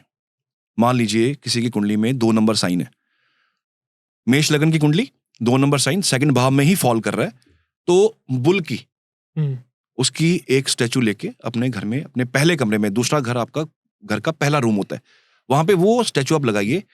मनी जनरेशन वहां से होगा, मैनिफेस्ट होगा, तिजोरी मैनिफेस्ट होगी, वो जगह मैनिफेस्ट होगी, सेकंड भाव काम करेगा एंड ये सेकंड भाव से आपको पैसे का, रेवेन्यू का जनरेशन होना शुरू हो जाएगा। तो ये एक छोटा सा आपके दर्शक हैं वो उपाय कर सकते हैं, इससे आपको, आपके दर्शकों को थोड़ा रिलीफ पैसे से जरूर मिलेगा। मैं बताता हूँ, मैं मेट्रो में जा रहा था, ये बात मैंने पहले ही बताई कॉन्वो एलेक्सा को लेके। तो मेट्रो में जा रहा था और सुबह उठा तो जब करने लग गया कॉन्वो एलेक्सा जी। पर मेट्रो में गया तो मेरी जेब कट गई। तो उसके बाद से मैं बोलना मेरे बंद कर चुका हूं। चैनल पे आप जाएंगे ना यूट्यूब पे, तो देखेंगे नीचे बहुत सारे कमेंट्स लोगों ने डाले हैं कि हमारा नुकसान हो गया, कईयों को फायदा भी हुआ, टू बी वेरी फेयर, मैं ऑनेस्टली कहूंगा, कईयों को फायदा भी हुआ, बट वो किसको हुआ, जिसका शुक्र अच्छा होगा उसको फायदा हो गया वो होगा। जनरलाइज But, हुआ ना, हाँ, वो तो मतलब तुक्का लग गया ना, तुक्का फिर लग गया। आपका, ये नहीं बोल तो सकते कि ये तो मुझे पता ना, ये इसका रिजल्ट मैंने खुद देखे हुए हैं, तो मैं तो वो चीज बताऊंगा जिसके रिजल्ट्स हैं। तो मैंने शास्त्रों को पढ़ा है, जितना भी पढ़ा है, हम इतने, मैं कहता इतनी औकात नहीं है कि हम शास्त्रों को समझ सके, लेकिन जितना समझ आया उतना मैं डिलीवर करने की कोशिश करूंगा कि कुछ शक्तियां हैं, हमारे ज्योतिषों ने, हमारे जो सेजेस रहे हैं, हमारे जो संत रहे हैं, उन्होंने दी हुई हैं और वो प्रमाणित हैं, वो काम करती हैं, तो वो कर लेनी चाहिए। संस्कृति को नहीं भूलना चाहिए। फॉरेन के लोग आज यहाँ आके संस्कृति ढूंढ रहे हैं हमारी, वो शांति ढूंढ रहे हैं यहाँ पे, हम बाहर भाग रहे हैं। तो संस्कृति तो हमारी यहाँ पे है, शांति तो यहाँ पे है, तो हम बाहर भाग के क्या करेंगे? अब मैं एक प्रेडिक्शन देता हूँ आपके चैनल पे, आने वाले समय में ना लोग इंडिया की तरफ वापस भागेंगे, वापस इंडिया की तरफ भागेंगे लोग, क्योंकि यहाँ के रिसोर्सेज ठीक होने वाले हैं। लोग फॉरेन छोड़ेंगे, वापस आएंगे, और ट्रेंड जल्दी आने वाला है जब लोग वहां से निकल के वापस अपने घरों में आएंगे। और ये समय बहुत ज्यादा दूर की बात नहीं कर रहा, मैं ये बात कर रहा हूँ 2829 के आसपास की। लोगों का रुख अपने घर की तरफ हो जाएगा, लोग अपने घरों की तरफ वापस आएंगे, लोग बाहर जाने की बजाय घर में ही सेटल होना पसंद करेंगे जी। तो ये ट्रेंड आने वाला है, आने वाले टाइम पे, ये मुंडेन एस्ट्रोलॉजी का पार्ट है, तो ये चीज जरूर होगी। पर जैसे कोई हॉस्पिटल में होता है और बड़े से बड़ी जो मेडिकल प्रॉब्लम्स होती हैं, वो कहते हैं कि अगर आप मैनिफेस्ट करोगे, आप सोचोगे कि आप ठीक हो तो आप ठीक हो जाओगे जी। रिसेंटली हमारे पॉडकास्ट में एक कैंसर सर्वाइवर आई जी, तो उनका सबसे बड़ा हथियार ये था कि मैंने जब सोचा कि मैं ठीक हूं तो मैं एक्चुअली में ठीक हो गई जी। तो अगर हम मैनिफेस्ट करके ठीक हो सकते हैं जी, तो ऐसी कोई मैनिफेस्टेशन है हिंदी में या सनातन के हिसाब से जो हम बोलें और वो सच हो जाए in terms of money generation? देखिए, मेरे ना डॉक्टर्स बहुत सारे फ्रेंड्स हैं जी, और कोई एमडी है, कोई सर्जन है, बहुत सारे फ्रेंड्स हैं मेरे। जो आपने बात बोली ना मैनिफेस्टेशन वाली, वो बिल्कुल सही है। कहते सुनील, जब ना पेशेंट ने ठीक होना हो ना, तो उसको ना मैनिफेस्ट करना पड़ता है कि भैया मेरे को ठीक होना है, मैं दवा खाऊंगा तो मैं ठीक हो जाऊंगा, ये सोचना पड़ता है। दवा भी तब काम करेगी जब आपका माइंड ये कहेगा कि मैंने ठीक होना है। जब आपने जीना छोड़ दिया ना, जब आपने हाथ खड़े कर दिए कि मैं अब नहीं ठीक होना चाहता, दवा काम नहीं करेगी। जिसने जीने की चाह छोड़ दी ना, उसके लिए दवा काम नहीं करती है जी जी जी जी। जिसके पास चाह है ना, उसकी दवा काम करती है। मैनिफेस्टेशन मतलब कि आप 24 घंटे जो है वो आप पॉजिटिव रहिए, ठीक है। और एक ये रेमेडी है, ये एक टिप है कि हफ्ते में एक बार या 15 दिन में एक बार किसी बड़े इंसान से मिलिए, not influencer, not YouTube influencer, एक ऐसा इंसान जिसने टैलेंट से अपना समाज में नाम रुतबा खड़ा किया हो। कोई भी हो, आपके फैमिली में हो, आपके सर्कल में हो, कोई भी हो, जो मेहनत से आगे बढ़ा हो, जो किसी टैलेंट से आगे बढ़ा हो और जिसने समाज के अंदर अपना नाम खड़ा किया हो, उसको जाके मिला कीजिए 15 दिन में एक बार, उससे आपको वाइब्स आएंगी। हम संतों के पास बैठते हैं ना कई बार, तो हम क्या कहते हैं, हमें बड़ी पॉजिटिव वाइब्स आएंगी जी जी जी। हम संतों का जब हम उनका सुनते हैं, वो भजन कर रहे होते हैं या वो शब्द कीर्तन कर रहे होते हैं, तो हमें बड़ी पॉजिटिविटी आती है। क्या मतलब इसका? इट मीन्स कि वहां से आप पॉजिटिविटी ले रहे हो। तो 15 दिन में एक ऐसे संत के पास या ऐसे एक बड़े इंसान के पास जिसने कुछ किया हो जिंदगी में, कोई बड़ी पर्सनैलिटी हो, उसका ऑरा लेके आइए। वो ऑरा आपको पॉजिटिव करता है। जब बहुत नेगेटिविटी हो ना, जब बहुत नेगेटिविटी हो, भगवान से शिकायत हो, तो एक काम कीजिए, अनाथ आश्रम जाइए या वृद्धाश्रम जाइए, आपको समझ आ जाएगा आप भगवान ने आपको क्या दिया। वाह जी वाह, क्या बात है। आप वहां जाके बैठिए, वहां जाके बैठ के वहां महसूस कीजिए वहां की जगह को, और आपको फिर पता लगेगा कि ईश्वर क्या है। थैंक्स करना ईश्वर को बड़ा जरूरी है। शुक्र ठीक करना हो ना, एक उपाय है, ईश्वर को थैंक्स कीजिए। हम नहीं करते, भूल जाते हैं। और सुख में तो ईश्वर वैसे ही भूल जाता है इंसान को। सुख में अगर आपने ईश्वर को याद रख लिया ना, तो आपका कोई कुछ बिगाड़ नहीं सकता। आपका बुरा समय भी आपको बिगाड़ नहीं पाएगा, तोड़ नहीं पाएगा आपको। तो आप थैंक्स कीजिए ईश्वर का कि जितने रिसोर्सेज दिए, शुक्रिया। ये शुक्र का एक रेमेडी है जी। जितने तूने सोर्सेज दिए हमें, उसका शुक्रिया। तूने मुझे अच्छी दे दी है, तूने मुझे अच्छी सेहत दी है, तूने मुझे अच्छा शरीर दिया है, तूने मुझे बीमार नहीं किया, तेरा बहुत शुक्रिया ईश्वर। जब आप थैंकफुल होते हैं ना, तो आपको आगे से एनर्जीज मिलती हैं, पॉजिटिविटी मिलती है, आपके उपाय काम करते हैं, आपका दिमाग काम करता है, आपकी विल पावर काम करती है। वो एक भजन है सुनील जी, सुख के सब साथी पर दुख में ना कोई, एब्सोल्युटली मेरे राम। तो अभी मैं ना, जैसे जो आपने बोला, मैं कैसे उसको अगर वर्णन कर पाऊँ, मेरी तो चलो सामर्थ्य नहीं है कि श्री वृंदावन धाम की मैं कोई बात बता सकूं, पर फिर भी जब अभी बरसाने की होली में ही मैं उधर है, हम बुलावा आया तो हम गए, तो हम वहाँ पे बरसाना धाम में किसी आश्रम में रुके। वहाँ पे सिर्फ संत रहते थे और कोई मीडिया का मतलब नहीं, कुछ नहीं। तो मैं अब उस आश्रम की भावना देखो जी। तो वहाँ पे रात को हम लेट हो गए थे, तो वहाँ के जो कुछ एक जो संत है जो खाने का करते हैं सारा व्यवस्था और बाहर वगैरह सारा, तो हम जमीन पे बैठे, तो मेरा जो दोस्त है वो ब्रजवासी ही है जी। तो वो उनको जानते थे जी। तो वो उनको वहाँ खाना पड़ा हुआ था तो उनको बोल देते कि भाई इसको सर्व कर देना, खिला देना, मैं जा रहा हूँ सोने। ऐसा रात को वो तो 8-9 बजे खाना खा लेते हैं, वो मेरे लिए उठे कि यार मैं उस वक्त बाहर से आया, तो मेरे लिए वो उठे, खाना सर्व किया अपने हाथों से, खाओ पियो प्रॉपरली खाओ। और वहां पे हमने कोई पैसे भी नहीं, आश्रम था जी। जब तक मैंने खाना नहीं खाया वो उठे, मैंने बोला सर मैं कहा जी मैं, कहते नहीं, मतलब उनके अंदर भावना ये थी कि मेरे पास कोई है वो मेरा भगवान है जी। ये जब चीजें आप खुद देखिए, भारतीय संस्कृति क्या है, अतिथि देवो भव, अतिथि देवो भव, वो संस्कृति क्या है, वो पुरानी चलती आ रही है। आज पता क्या लोग सोचते हैं, वो गेस्ट ना आ जाए घर में यार, हाँ, टाइम नहीं हमारे पास, समय नहीं हमारे पास, हम बिजी हैं बहुत ज्यादा, ना भी बिजी हैं तब भी हम कहते हैं हमारे ना इस कंफर्टेबल बाउंड्री के अंदर कोई ना आ जाए। तो वो एक्चुअली संस्कृति हमारी कहीं ना कहीं गायब हो रही है। मैं तो कह रहा हूँ बाहर के लोग यहाँ आ रहे हैं संस्कृति ढूंढते ढूंढते, सच है, और हम वहां भाग रहे हैं कि हम जाके लेविश लाइफ जी लें। शांति नहीं है यहाँ। उसके बाद उनका मैंने देखा, जैसे जब उन्होंने खाना पूरा परोस दिया, हम किसी 5 स्टार होटल जाते हैं, वहां हमने पैसे दिए हैं जी, वहां हमने कुछ भी नहीं दिया था, वो ना हमसे कुछ एक्सपेक्ट कर रहे थे, हमें कुछ दे के भी जाए, हम उनको क्या ही दे सकते हैं। अगले दिन जो ऊपर एक संत भगवान रहते हैं, अपने आप ही आके, बेटा रामचरितमानस पढ़ते हो, जरूर पढ़ना, गीता पढ़ते हो, जरूर पढ़ना। उन्होंने बताया, मैं आपको एक छोटा सा एग्जांपल देता हूँ। मैं बेसिकली अमृतसर से हूँ, बॉर्न बॉटम अमृतसर मेरा मैं वहाँ ही बड़ा हुआ हूँ। तो हमारे वहाँ पे ना एक गुरुद्वारा है, सिंह सीता बाबा दीप सिंह जी का गुरुद्वारा है, और वो बहुत बड़ी जगह है, और वहाँ पे क्या हिंदू क्या सिख सब जाते हैं, नतमस्तक होते हैं। बड़ी पुरानी बात कर रहा हूँ, मैं तब पढ़ता था, तो हम जाते रहते थे वहाँ पे। तो मैं ना बड़ा परेशान, कोई वजह थी, कोई कारण था, शायद मेरे आई थिंक मदर ठीक नहीं थे, कुछ रीज़न था। तो मैं ना बड़ा परेशान, और मैं वहाँ जाके बैठा और आंखें बंद। जब आप ऐसी जगह जाते हो ना, जब आप परेशान होते हो ना, आपके ना आंसू निकलते हैं। मैं वहाँ पे मेरे आंसू ऑटोमेटिकली निकल रहे हैं। तो एक ना बुजुर्ग सरदार जी आए मेरे पास, काफ़ी एजड, आप यकीन मानेगा ये मिरेकल है मेरी ज़िंदगी में हुआ जो। तो वो आए मेरे पास, सफ़ेद उनकी दाढ़ी, सफ़ेद उन्होंने टर्बन बांधी हुई, तो ही वाज लाइक कि कोई एनर्जी है मेरे पास, कोई ऐसी कोई संत है कोई। तो वो आए मेरे पास, कहते बेटा क्या हुआ है, क्यों रो रहा है। तो मैंने उनको प्रॉब्लम बताई जो भी थी। तो उन्होंने 2-3 लाइनें मुझे बोली कि ज़िंदगी बेटा ऐसी चलती है, मजबूत तुझे होना पड़ेगा और तुझको हालात का सामना करना पड़ेगा। अब यकीन मानिएगा, वो बात मैंने सुनी और मैंने उनके पैरों को हाथ लगाया, वो चले गए। मैंने पीछे मुड़ के देखा, देयर वाज नोबडी, कोई नहीं था वहाँ पे। दैट वाज द मोमेंट मैंने महसूस किया, और वो आज तक वो कानों में आवाज गूंजती है मेरी कि जिंदगी में कभी हारना नहीं है। जिंदगी जो दूसरा नाम है फाइट है वो। तो वो उनके बोल, वो आप कह लीजिए कि वो खुद आए मैसेज देने, वो साक्षात खुद प्रकट हुए, परेशान देखा उन्होंने, देखा बच्चा परेशान है मेरा, वो आए वहाँ पे, मैसेज मिला मुझे, और वो दिन जाए आज का दिन आए। परेशानी आती है निकल जाती है, वो थॉट, वो दिमाग में चीजें आती हैं, वो आवाज गूंजती है आज भी आवाज में मेरे कानों में कि नहीं बेटा कोई बात नहीं, तेरे को करना पड़ेगा। तो मैं चल पड़ता हूँ। इसलिए किसी ना किसी एनर्जी के पास आपको जाना चाहिए, जरूरी है, ताकि आपको मोटिवेशन मिले। लोग जो गलत स्टेप ले लेते हैं, सुसाइड कर देते हैं, क्यों? उनके पास ना अंधेरा है, रोशनी नहीं है, लाइट ही नहीं है उनके पास जी। और लाइट होगी नहीं तो आप कोई ना कोई गलत स्टेप उठाओगे। तो that light is very important for motivation. Motivation आपको आगे लेके जाती है। मोटिवेशनल स्पीकर होना आपको आगे लेके जाते हैं, आपको तो घर के हालात आगे लेके जाते हैं कि बाप ने सारी जिंदगी गरीबी देखी है, वो आपको मोटिवेशन वहां से मिल रही है। आपको मोटिवेशनल स्पीकर थोड़ा मिल रही है, वो आपको वहां से मिलती है।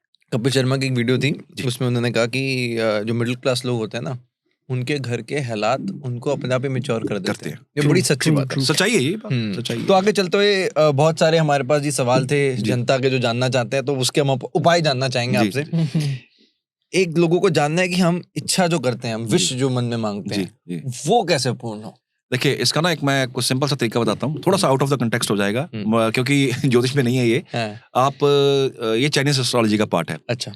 चीज को मैनिफेस्ट करना हो तो मैंने टेस्ट नहीं किया इसको, बट मुझे लगता है ये काम करती है। बताओ जी। ये आपको गिफ्ट में कई बार चाइनीज बुद्धा मिलते हैं ना, तो उसको ना आप अपने घर के साउथ वेस्ट में रखिए। ओके। और उसके नीचे अपनी विश लिख के डाल दीजिए। अच्छा। ठीक है, विश ऐसी होनी चाहिए, जेन्युइन होनी चाहिए। ये नहीं कि मैं रातों रात करोड़पति बन जाऊं और मेरा रातों रात ये हो जाए, लॉटरी निकला है, ऐसा नहीं। जेन्युइन विश हो वो आप डालिए और उसको रोज मैनिफेस्ट कीजिए। अच्छा। एक बार आप कर दिए, किसी भी दिन कर दीजिए इसको। एक बार कर दिया, उसके बाद निकालना नहीं इसको, स्लिप को आपने तो निकालना तब है जब आपका काम हो जाए। बिकॉज अगर आपने थोड़ा सा अगर प्रियंका चोपड़ा की लाइफ हिस्ट्री जानी हो तो उनकी मदर ने डायरी के अंदर पहले सब कुछ लिखा हुआ था कि मेरी बेटी इस लेवल पे जाए।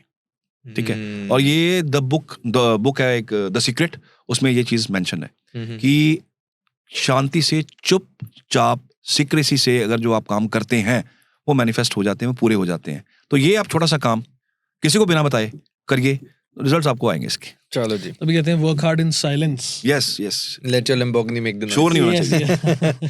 अच्छा, घर में खुश रहने के 5 टिप्स दे दो। घर में बड़ी परेशानी, बहुत परेशानी। देखिए, एक तो घर की दहलीज रोज साफ होनी चाहिए।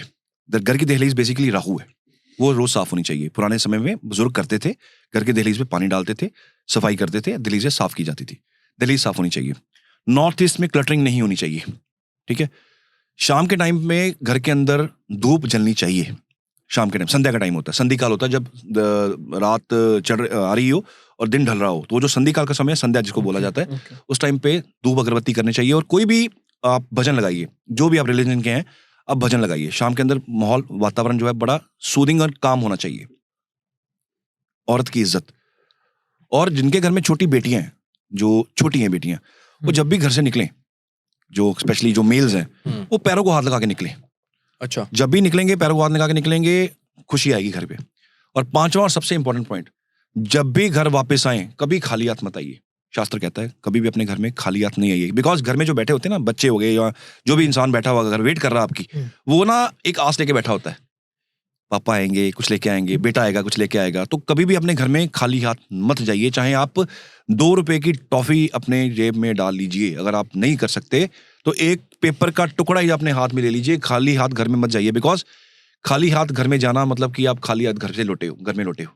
तो घर में कभी भी लौटें, खाली हाथ मत लौटें, कुछ ना कुछ लेके जाएं। ये 5 टिप्स कीजिएगा, हैप्पीनेस तो आपको आएगी। जब हम घर की बात करते हैं तो कुछ ऐसे हम देखते हैं अपने आसपास के माहौल में कि कुछ पर्टिकुलर ऐसे घर होते हैं कि यार जिसमें ऐसा लगता है कि यार इसमें तो कलेश ही होता रहता है जी।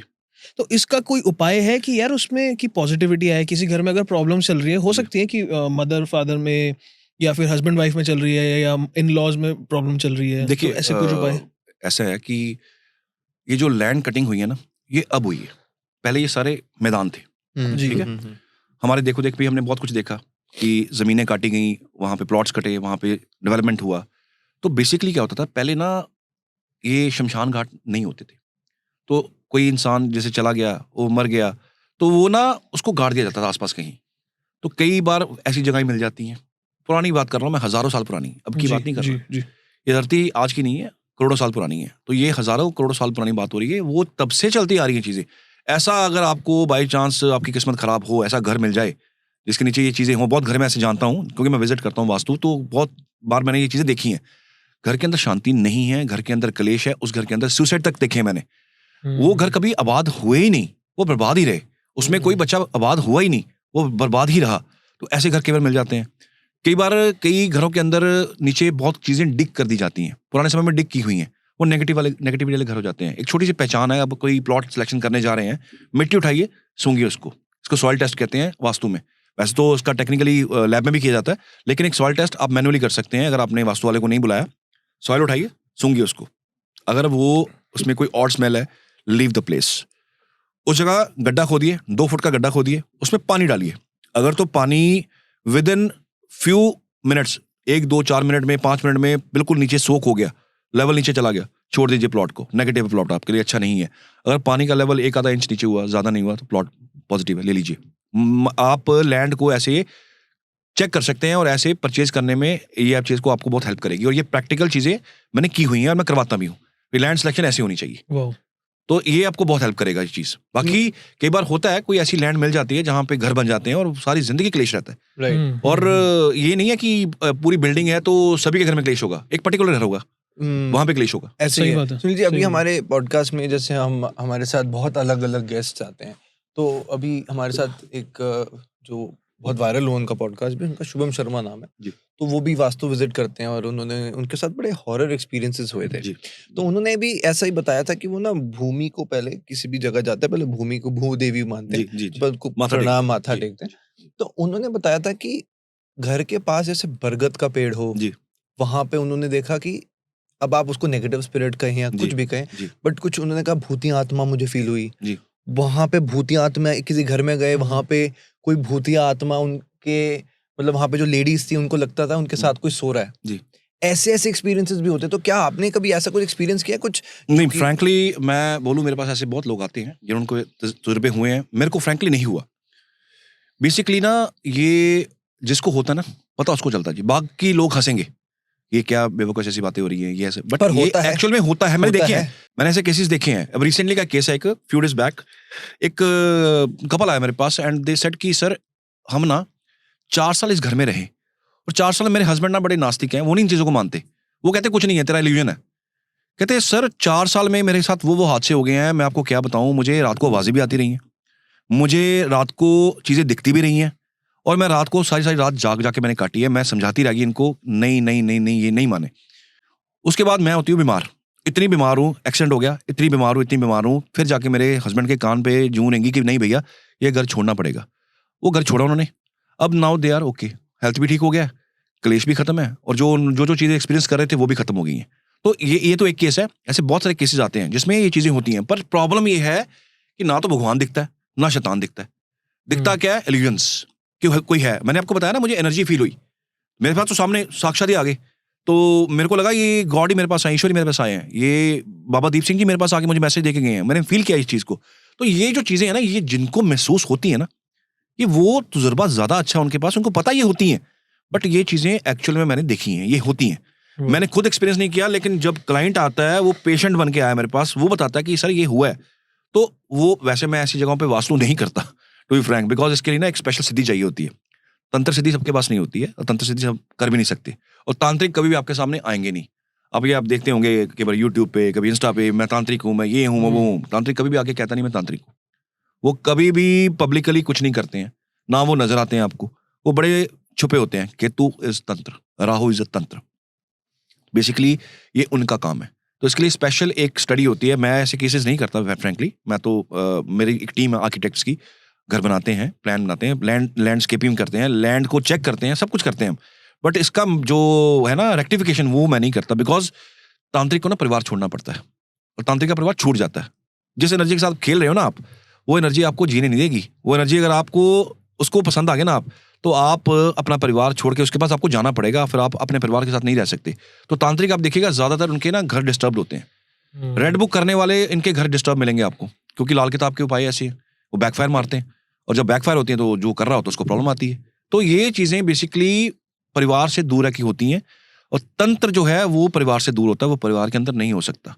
सो दैट्स वाई ये मेरी लाइन है नहीं, ये मेरा सब्जेक्ट नहीं है ना। मैं इसमें मैं ऐसे घर में जाता हूँ जहाँ ये चीजें हों, बिकॉज ये मेरा सब्जेक्ट नहीं है, जिसपे मेरा स्पेशलाइजेशन नहीं है, मैं वहां जाता नहीं हूँ। पर ऐसा कोई अगर कोई फेस कर रहा हो, जैसे किसी के ऊपर ब्लैक मैजिक हो गया हो, आई रिकमेंड जैसे श्राप किसी के ऊपर आ गया, तो कुछ कर्सिस की रेमेडीज तो होती हैं। कर्सिस तो आपकी कुंडली से समझ आ जाते हैं। अच्छा, कि आपने एक छोटा सा चीज लेते हैं, कुंडली उठाइए, चेक कीजिएगा, मंगल अष्टम घर के अंदर मिला आपको, एंड 8th हाउस क्या है? बेसिकली 8th हाउस है हमारा शमशान घाट, मंगल वहां मिला।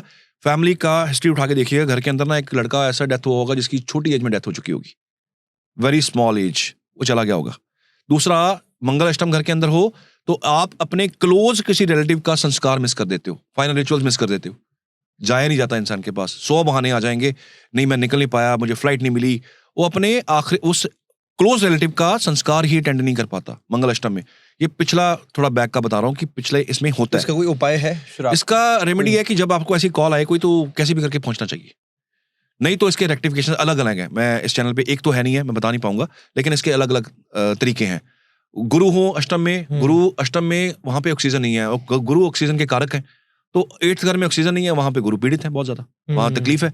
वहां जुपिटर पीड़ित है तो आपकी विजडम काम नहीं आएगी, लोग आपको सुनेंगे नहीं, आप समझदारी वाली बात करोगे, लोग कहेंगे ये बेवकूफ है, इसकी दिमाग नहीं चलता। अगर उच्च का बैठा हो तो वहां दिमाग इतना चलता है, लोग कहते हैं ये फिर पागल है, ये बहुत बोलता है, इसको ज्यादा समझ है, वो अपनी समझ का प्रमाण कर रहा है कि मेरे को बहुत समझ है। तो this type of things works, वो डिपेंड करता है कि कैसी कुंडली है, कैसा प्लेनेट है, वो प्रेडिक्शन अलग अलग निकलती है उसकी। तो कुछ नजर का उपाय आजकल लोग बहुत परेशान होते हैं, उसका कुछ उपाय? सबसे बेस्ट रेमेडी है उसकी कि आप ना, ये बड़ी टेस्टेड सी रेमेडी है, इसका फर्क भी आपको मिलता है। आप लग रहा है, क्योंकि ये घर घर की कहानी है, जिसको लगती है पता उसको है, बाकी लोग तो मैं कहता हूँ अगेन हंसते हैं कि अच्छा ऐसी भी कोई चीज होती है। साइंस स्टूडेंट, अच्छा ऐसा होता है, even I am a science student, मैं मानता हूँ इन चीजों को। आप शोर में चाहिए अपनी सक्सेस का, नजर लगेगी। शनि दूसरे घर में है, नजर लगेगी। शनि अगर देख रहे हैं दूसरे घर को, नजर लगेगी। राहु सेकंड हाउस में है, नजर लगेगी। राहु सेकंड हाउस को देख रहे हैं, नजर लगेगी। तो what we can do is, इसका एक्सटेंडेड रेमेडी है, वो सभी कर सकते हैं। फिटकरी होती है, फिटकरी जी, फिटकरी आप ले लीजिए, जिसको नजर लगती है, जिसको बहुत ज्यादा इफेक्ट है इस चीज का, उसके सिर से घुमाइए 7 बार क्लॉकवाइज। इसको ना आप तवे पे जला लीजिए, जिस पे आप खाना बनाते हैं, रोटी बनाते हैं, उस पे जलाइए। तवा अलग से रख लीजिएगा, बिकॉज तवा खराब हो जाएगा इसके बाद। खराब इसलिए हो जाएगा कि वो चिपक जाती है। तो उसको आप बेसिकली तवे पे जलाइए इसको, और करना ये रात को है, शनिवार को करना है रात को। तो जला के इसको मेल्ट कर लीजिए, फिटकरी मेल्ट होगी। मेल्ट होने के बाद इसको नीचे उतारिए, और जिसको नजर लगी है उसके पैर से इसको क्रश करवाइए। क्रश करवा के इसको बाहर फेंक दीजिए, डस्टबिन में फेंक दीजिए, बाहर फेंक दीजिए। ये आप महीने में एक बार, बड़ा इफेक्ट तेज है इसका, बार बार नहीं करना है इसको। इसको आप महीने में एक बार करो। जब आपको लग रहा है यू आर फीलिंग डाउन, कोई एनर्जी नेगेटिव है या आपको थॉट्स आ रहे हैं ऐसे, तब इसको हम कर सकते हैं। बड़ा इफेक्टिव रेमेडी है ये, मैं बहुत लोगों को करवाता हूँ।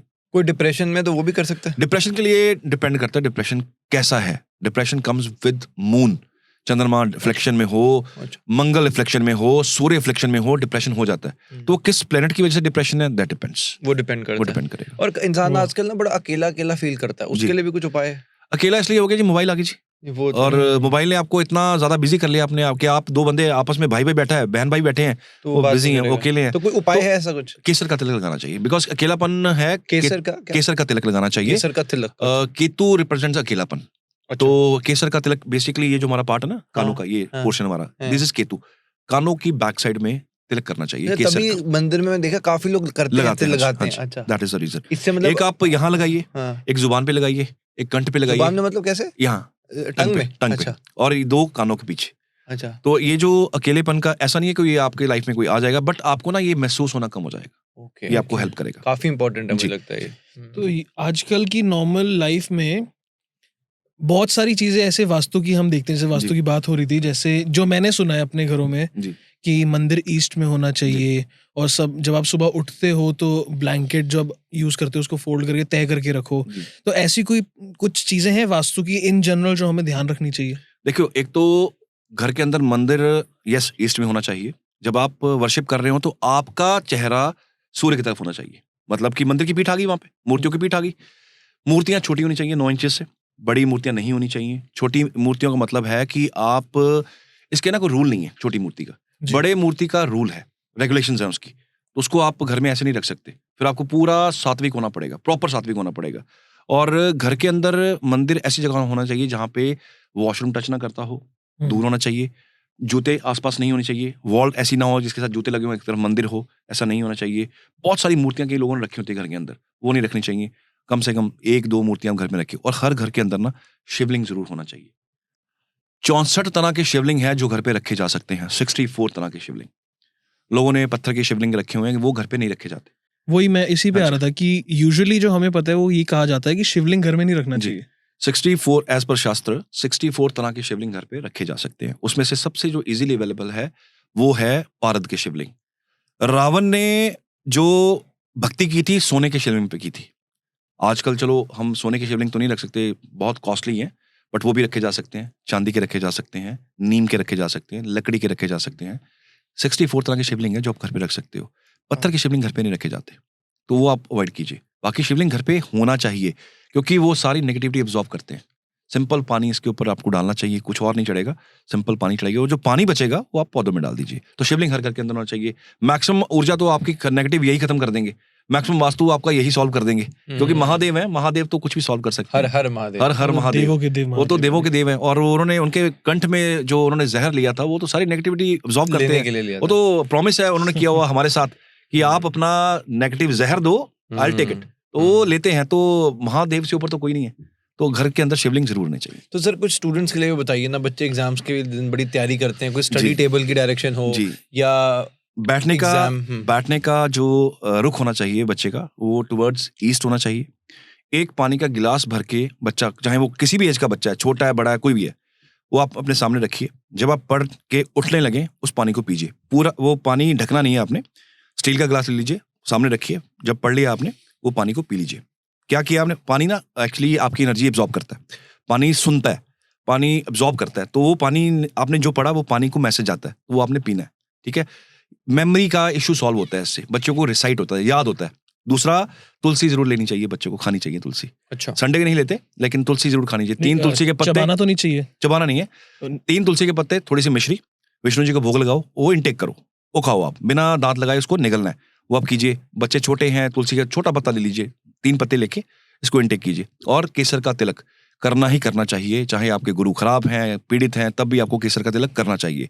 ये पढ़ने वाले बच्चों के लिए छोटे छोटे टिप्स हैं जो उनको मदद करेंगे बहुत। अब बच्चों को बता ही दिया तो बच्चे के बाद आती है जॉब। आजकल आप देखते हो अनएम्प्लॉयमेंट इतनी है, कई लोग ना बड़े टैलेंटेड होते हैं और फिर बस स्ट्रगल कर रहे हैं, जॉब नहीं मिल रही। जी, अब देखिए ये ऐसा है ना कि हर इंसान को ना एक काम असाइंड है। अब ज्योतिष में ना कुछ रूल्स हैं। सैटर्न की एक एज है, शनि की ना एज है 36 साल बाद। 36 साल बाद जाके ये बंदा सेटल होगा, उससे पहले ये बहुत सारे धक्के खाएगा, फिर जाके सेटल होगा। तो ये ना एरिया ऑफ एनालिसिस है कि आपकी कुंडली क्या कहती है, आपको कहाँ सेटल होना चाहिए, यहाँ होना चाहिए, बाहर होना चाहिए, क्या काम करना चाहिए, ये कर्म आपके लिए ठीक है। आज मैंने आपको एक शॉर्टकट में बताया कि केतु आपको बताएगा, तो आप थोड़ा सा एनालिसिस कीजिए। देखिए ये ना सब्जेक्ट है, जो लोग मानते हैं, जो लोग नहीं मानते उनके लिए ये जीरो है, लेकिन जो लोग मानते हैं उनके लिए ये बहुत हेल्पफुल चीज है। सर तब तक तो बंदा टूट जाएगा ना, पर आप बोलो नहीं, मैं ये नहीं कह रहा, नहीं, वो एक असूल है, वो एक रूल है, वो ऐसा नहीं है कि आप रोटी नहीं कमा पाएंगे, आप कुछ कर नहीं पाएंगे। भाग्य उदय 36 के बाद होगा, भाग्य उदय पत्नी के आने के बाद होगा, भाग्य उदय बच्चे के पैदा होने के बाद होगा। ऐसा होता है कई बार, किसी के घर में बेटी पैदा होती है ना, तो पिता का काम चलना शुरू हो जाता है। जब वो कंसीव होती है, राइट, तब भी पिता को लगता है कि मेरा ना कुछ बेटर होना शुरू हो गया। जब बच्चा बर्थ लेता है, फादर को प्रमोशन, बिजनेस में तरक्की, ऐसा होता है। कोई बेटा पैदा हुआ तब भी तरक्की होती है। कोई बच्चा आने से पहले सिंबल दे देता है अपना कि मैं आ गया हूं, अब आपकी लाइफ में मेरे आने से ये चेंजेस आएंगे। जब बच्चा कंसीव होता है तो आपको चेंजेस देखने को मिलते हैं, आइदर वो अपवर्ड हो या वो डाउन की तरफ हो। तो कन्या भ्रूण हत्या के बहुत मैं खिलाफ हूँ, मैं बहुत बोलता भी हूँ कि ये नहीं होनी चाहिए। ये कर्मा भोगना पड़ता है यहाँ पे जी। हमें राइट नहीं है किसी का जन्म आप किसी को लेने का, किसी की मौत आप उसको दे दो, उसको मौत दे दो, उसका आप जान ले लो, हमें नहीं हक उस चीज का। तो कन्या भ्रूण हत्या एब्सोल्युटली रॉन्ग है, लोग कर देते हैं और करवाने वाले भी उसमें फंसते हैं। Is a past life pending karmas, कि आप कराने वाला भी फंसेगा, सोर्स है वो भी फंसेगा, और जो जिसने करा है वो भी फंसेगा। आगे जाके वहां आपको मिल गया, लड़का मिल गया आपको, ठीक है, आगे जाके वही लड़का आपका घर भेज देगा, वही लड़का आपका बर्बादी का कारण बन जाएगा। बड़े केसेस हैं ऐसे, बहुत केसेस हैं मेरे पास आते हैं कि सर लड़का है, हमें गरेबान से पकड़ के नीचे फेंक देता है, थप्पड़ मार देता है। बहुत सारे केसेस हैं जिसको मांग के लिया, उसने क्या हाल किया। और ज्यादातर मैं देख रहा हूँ कि लड़कियां संभाल रही हैं पेरेंट्स को ज्यादातर, क्योंकि वो ना लड़कियां ज्यादातर, मैंने जो देखा है, वो इधर उधर भटकने नहीं देती माँ बाप को, वो संभाल लेती हैं, कैसे भी करके संभाल लेती हैं। लड़के थोड़ा उल्टा चल रहे हैं, मैक्सिमम लड़के देख रहा हूँ, सारे नहीं बट कुछ चल रहे हैं। तो वो आपने मन्नत मांग के बच्चा लिया, बहुत सारी हत्याएं कराई, उसके बाद बच्चा लिया जी, एंड हालात देखने वाले हैं। मैं आपको छोटा सा एक चीज बताऊंगा। एक बार मैं ना एक स्टेशन पे खड़ा, रेलवे स्टेशन था, कहीं जाना था मुझे, तो वहां पे ना एक कपल खड़ा था, 2 लड़कियां उनके पास और एक उनके पास लड़का, और वो 2 लड़कियां बड़ी प्यारी, बहुत प्यारी, छोटी छोटी होंगी, आई थिंक वो 7-7, 5-5, 6 साल की होंगी शायद, और एक बच्चा उनकी गोद में था। आप यकीन मानिएगा, उस बच्चे का एक कान नहीं था, उसके होंठ थोड़े टेढ़े थे। मुझे ऐसा लगा कि मैंने फील किया कि इन्होंने कुछ कराया हुआ है ऐसा उल्टा सीधा काम, और जो ये उनको मिला ना अब वो ऐसा मिला। तो कर्मास जो है ना, भगवान के आगे चलती नहीं किसी की, और शनि के आगे तो बिल्कुल नहीं चलती। कि आपने कर्म तो कर दिया, लग रहा है कि छुप के किया, बट शनि सेज जब मैं आऊंगा एक एक चीज का हिसाब होगा। तो वही 7.5 है, वही ढैया है, वही शनि का दशा है। शनि जब लगन से घूमेंगे या लगनेश के ऊपर से घूमेंगे, तो आपको उसका किया धरा सब, आपको उसके हिसाब सूद समेत वापस देना पड़ेगा। तो सर जैसे आपने बताया कि छुप छुपा कर काम, तो ना अब आपने कपल की बात शुरू करी तो मेरे मन में वो चीज़ आई। हमने पॉडकास्ट किया था, एक है, उनका नाम है हेमंत है जी। तो उन्होंने बताया कि वो अपनी, उनके एक रिलेशनशिप था उनका, तो लड़की बहुत प्यार करती है, लड़का बहुत प्यार करता है। वो कहता कि मैंने उसके मतलब पिता का मतलब कि पैर- सर अपने पिता, उस पे जो उनके लड़की के पिता थे, अपने सर पे उनका पैर रखा था कि मेरी बेटी, मुझे आपकी बेटी चाहिए। जी। वो कहते लड़के जीतना होता तो मैं जीत जाता, पर उन्होंने अपनी झोली आगे कर दी कि मेरी बेटी मेरी झोली पे रख दी। कहते हमने सोचा कि लड़की कहती थी, लड़की कि हम भाग के शादी कर लेते हैं। लड़के ने बोला कि नहीं यार, कि तेरे माता पिता को ऐसे। तो अब यहाँ पे मेरे 2-3 चीजें हैं, आप एक ही सवाल में मैं उसको आप कवर कर सकते हैं। कि जैसे एक तो पहली चीज की, क्या जैसे अगर कोई लड़का लड़की ऐसे होते हैं, अब जैसे अभी लड़का भी परेशानी है, अब वो लड़के भी हम होप करते हैं खुश हो, बट मुझे लगता है अंदर अंदर बंदा परेशान रहता है लाइफ में कि मेरी उससे शादी हुई। मैंने कई लोगों को देखा है, बच्चे भी हो गए, बट फिर भी यार वो हेमंत ने बोला कि आज वो बच्चों के साथ भी आज मैं फिर भी शादी कर लूंगा, इतना प्यार। तो क्या ऐसे लड़का लड़की भागने का जो डिसीजन देते हैं, क्या ये सही होता है?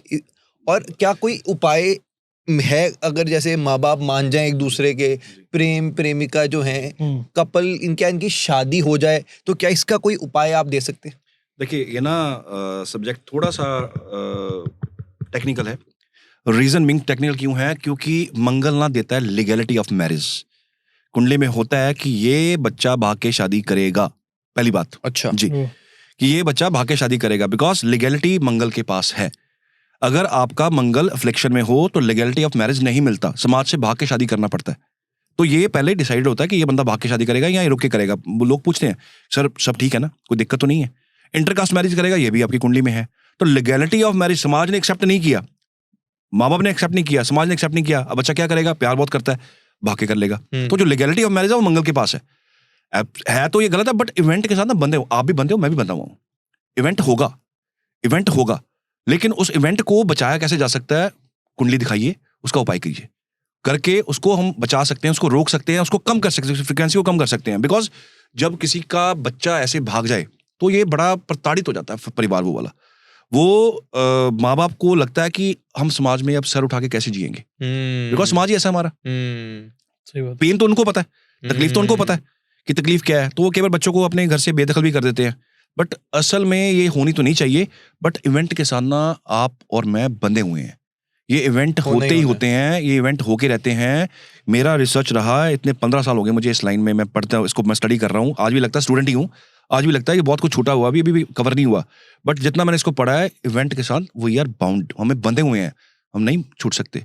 आप चाह के भी अपने घर का एनवायरनमेंट कई बार ठीक नहीं कर सकते। आप आजमा के देखिए कि घर का एनवायरनमेंट खराब है, आप लाख कोशिश कर रहे हो ठीक करने की, हो नहीं रहा।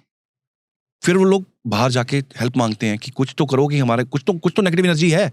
मतलब कहने का जिस तन लागे सो तन जाने, जिसको लगता है उसको पता लगता है तो चीज गलत है। बट ये इवेंट बाउंडेड है, इवेंट होगा ही होगा, आप बच ही नहीं सकते उस इवेंट से। तो कुछ उपाय दे दो ना फिर, शादी हो जाए बच्चों की। अगर देखो ये जो भागने वाला सीन है, ये राहु और मंगल के अंडर है। अच्छा, तो अगर ऐसा कोई कॉम्बिनेशन हो, राहु नीच का हो कुंडली के अंदर, मंगल आपका अफ्लिक्शन में हो, तो राहु और मंगल के उपाय करने चाहिए। अच्छा, मंगल राहु के बहुत सारे उपाय हैं, वो आप कर सकते हैं। हनुमान जी को डिसाइड कर सकते हैं, हनुमान जी शहद लेके आप, शहद मंगल प्योर, तो शिवलिंग पे चढ़ा सकते हैं रेगुलर बेसिस पे, माँ बाप कर सकते हैं विद मैनिफेस्टेशन की, ऐसा कुछ हो ना। और राहु के लिए जौ सबसे कॉमन एक रेमेडी है। जौ को कच्चे दूध से साफ करके पानी में बहाया जाता है, और पानी में ना बहाने का सोर्स हो, अगर बाहर हैं तो इसको मंदिर के डंपिंग एरिया में भी डाल सकते हैं। तो ऐसे इस तरह के बहुत सारे मंगल और राहु के बहुत सारी रेमेडीज हैं, ये तो मैंने कॉमन है सभी के लिए बता कर सकते हैं। बट ऐसी बहुत सारी रेमेडीज हैं जिससे इस चीजों को थोड़ा सा बचाया जा सकता है। और उनकी शादी हो सकती है, उनकी शादी हो सकती है, लीगैलिटी ऑफ मैरिज जो है वो मिल जाती है, और समाज उसको एक्सेप्ट कर लेता है, तो भागने की नौबत ना आई है, अच्छी बात है। मैं अपनी फैमिली में भी एक्सपीरियंस किया, मेरे कजन के साथ भी हुआ है। ये जो जैसे शादी से पहले कुंडलियां मिलाई जाती हैं, जी ये कितने हद तक प्रैक्टिकल होता है, सही होता है? जी और क्योंकि मैंने अपनी कजन के साथ ही देखा है कि वो मांगलिक है जी तो उसको बड़ी प्रॉब्लम आ रही है जी। मतलब वो रिश्ता मिलता नहीं है, और कैसे मिलता है, थोड़ी मुश्किलें आती हैं, जी। उसमें कोई प्रोसीजर होता है, क्या होता है, जी। थोड़ा सा इस पे रोशनी डाल। देखिए, मांगलिक- सॉरी आपको इंटरप्ट कर रहा हूँ, जी। इसी के मैं ऐड कर रहा हूँ। इवन मेरे भी कुछ ऐसे दोस्त हैं जिनके मतलब बड़ा क्लोज फ्रेंड है मेरा। अब उनकी बहन की एज, पहले मान लो IAS IPS के भी रिश्ते आते थे, पर जी। तब नहीं किया उन्होंने। जी अब सर वो 34 के आसपास हो गए हैं, या 35 व्हाटएवर, अब वो ढूंढने पर लड़का नहीं मिल रहा जी। अब वो इतने वो कहता, मैं पूछता हूँ भाई घूमने ना, घर वालों को घूमने का शौक है, घर में सब कुछ है, वो कहते हैं मतलब हम तो चलो इसको नहीं मानते कि दहेज वगैरह, पर वो खुशी से कह रहा है हमने मर्सिडीज रखी हुई है, लड़का नहीं मिल रहा। और जो लड़की है उसकी वेल सेटल्ड, बहुत अच्छी जॉब, लाखों में जॉब, घर, सब कुछ है, पर परेशान है सारे कि मेरी उसकी शादी नहीं हो रही उसकी बहन की, और कम से कम 6-7 साल हो गए लड़का ढूंढता। अब कहते हैं घर वालों ने हाथ खड़ा कर दिया है, तो खुद देख ले, पर परेशानी बहुत है सर इसमें, तो उपाय बहुत सारे चाहिए। आपको भी आपको एक लड़की असाइंड है जिससे आपकी शादी होगी, कुदरत ने की हुई है। अगर एक लड़के को लड़की असाइंड है, लड़की को लड़का असाइंड है, कहीं तो वो बैठा हुआ है, तो डिपेंडिंग अपॉन कि 7th हाउस का पोजीशन क्या है, 7th प्लेनेट का पोजीशन क्या है, वो केतु वहाँ बैठा हो ना, तो बंदे का कई बार मन ही नहीं करता शादी करने का, छोड़ो यार क्या रखा हुआ है इसमें। केतु क्योंकि आइसोलेट करता है चीज़ों को, खत्म करता है चीज़ों को, उसके इफेक्ट खत्म करता है, वहाँ के रिजल्ट खत्म करता है। राहु वहाँ पे हो तो इंसान का मन ही नहीं भरता। अच्छा वही मैं परफेक्शन ढूंढ रहा है, परफेक्शन मिलती नहीं है, उसके चलते शादी नहीं होती, हो जाए तो एक्सपेक्टेशन इतना हाई हो जाता है कि शादी होती नहीं है। तो दैट डिपेंड्स। अब मंगल की बात करते हैं तो मंगलिक होना कोई दोष नहीं है, पहली बात। लोग उसको बोलते हैं मंगल दोष है जी मेरे, मैंने इसका पूजा करा ली। अरे मांगलिक होना is a high energy, Mangal is a very high energy, तो वो हाई एनर्जी के साथ मैच करती है। तो मांगलिक होना कोई दोष थोड़ी है, ये तो एक योग है, इट्स कॉम्बिनेशन। ये कुंडली में 7 बंदों के पीछे 5 बंदे मांगलिक हैं, तो ऐसा टेंशन वाली बात ही नहीं है। लेकिन इसको दोष बना के इसकी बड़ी बड़ी पूजा कराई जाती है, उपाय कराए जाते हैं, सर नॉर्मल पेड़ के साथ वो कराया, वो घट विवाह, वो एक अलग चीज है, वो एक अलग चीज है, वो दैट इज नॉट फॉर मांगलिक। वो घट विवाह वो इसलिए करवाते हैं कि अगर कुंडली में 2 योग बन रहे हैं तो एक ब्रेक हो जाए और दूसरा जो है वो आपका फलीभूत हो जाए, वो आपको फायदा, वो आपका ब्रेक ना हो। तो दैट्स द रीजन उसको करवाया जाता है। घड़े के साथ भी करवाया जाता है, ठाकुर जी के साथ करवाया जाता है, तुलसी जी के साथ करवाया जाता है, पीपल के साथ करवाया जाता है। वो हिंदुइज्म का एक उपाय दिया गया कि 2 शादियां नहीं करनी है ना हमें, तो एक उसके साथ करके घड़ा ब्रेक कर दीजिए, चूड़ियां ब्रेक कर दीजिए लड़की की, तो वो एक शादी होगी, दूसरी जो आपकी ठीक ठाक चलेगी। तो एक रेमेडी है। तो अब इसकी भी सर कोई रेमेडी दे दो ना, कोई लड़का लड़की की शादी नहीं हो रही तो कुछ रेमेडी दे दो बेचारों को, शादी हो जाएगी आपकी वजह से। लड़के की शादी नहीं हो रही तो एक रेमेडी है जी, वैसे तो ये जेनरिक है, सभी कर सकते हैं। काले गुलाब जामुन होते हैं, खा जाए आपकी शादी हो जाए, वो बटे आपके शादी में। काले गुलाब जामुन, प्योर काले, 2 तरह के आते हैं, एक ब्राउन होते हैं, एक काले होते हैं। काले गुलाब जामुन ले लीजिए, पत्ते की प्लेट होती है, डोना बोलते हैं जिसको हम, उसमें डालिए 5 रुपए का सिक्का डालिए गोल्डन वाला, इसको पीपल के नीचे छोड़ाइए, मंदिर में जाना, मंदिर में अच्छा पीपल के नीचे छोड़ाइए, और जिसकी शादी नहीं हो रही वो खुद जाके करके आए। और इसको 5 बार करना है टोटल, लड़के के केस में, क्योंकि लड़के के केस में कोई नहीं बोलता कि शादी कैसे होगी, ये लड़का करेगा, ठीक है। और किस दिन करना है इसको? शनिवार को करना है, सनसेट के बाद करना है। अच्छा जी। और लड़की के केस के अंदर रेगुलर 5 शुक्रवार बिना ब्रेक मदर कर सकती है। आटे की जोत बनाइए, घी बनाया, जोत बनाई, उसमें आपने घी डाला, और ये जाके माँ दुर्गा के मंदिर में 2 इलायची के साथ, 2 इलायची चरणों में रखनी है, और घी का दिया वहाँ जलाइएगा। जैसा हस्बैंड चाहिए वो वहाँ पे प्रे करें, जैसा उनको दामाद चाहिए वैसा प्रे करें। 5 शुक्रवार ये लगातार करें। और एक लड़की के लिए रेमेडी है, लड़की विष्णु जी के मंदिर में जाए, सेहरा आता है जो लड़के के सर पे लगता है, 5 लड्डू मोतीचूर के लेने हैं, और जाके वहाँ के उनके सामने बैठना है, भोग लगाना है, बैठे वहाँ पे पानी में 5 मिनट वहाँ पे मैनिफेस्ट करें क्या चाहिए, आंखें बंद करके, और वो उपाय सिंगल टाइम होगा, ये एक बार करें तो जो अड़चने हैं शादी की वो सॉल्व होती हैं। और जो जीवन साथी कहीं से बैठ के आपको देख रहा है वो कहीं ना कहीं किसी ना किसी सोर्स से सामने आ जाएगा। क्या बहुत इंटरेस्टिंग था। तो सर जैसे रिलेशनशिप की बात चली रही है, तो बहुत लोग ना, मतलब बहुत लोग परेशान हो जाते हैं। और इवन जैसे हम YouTube पे मैं सर्च कर रहा था, तो जैसे हमने वशीकरण वर्ड लिखा, सबसे पहले लिखा होता वशीकरण से अपने खोए हुए प्यार को वापस कैसे लेकर आए। जी। तो क्या इसकी भी कुछ आपके पास है कोई? नहीं सर, वशीकरण देखो, वशीकरण की नहीं, पर अपने प्रेमी को वापस लाने का बेसिकली जिसने वशीकरण करना होता है ना, वो खुद वशीकरण हो रखा होता है उसका, बेचारा खुद परेशान होता है, वो खुद वशीकरण हो रखा है उसका।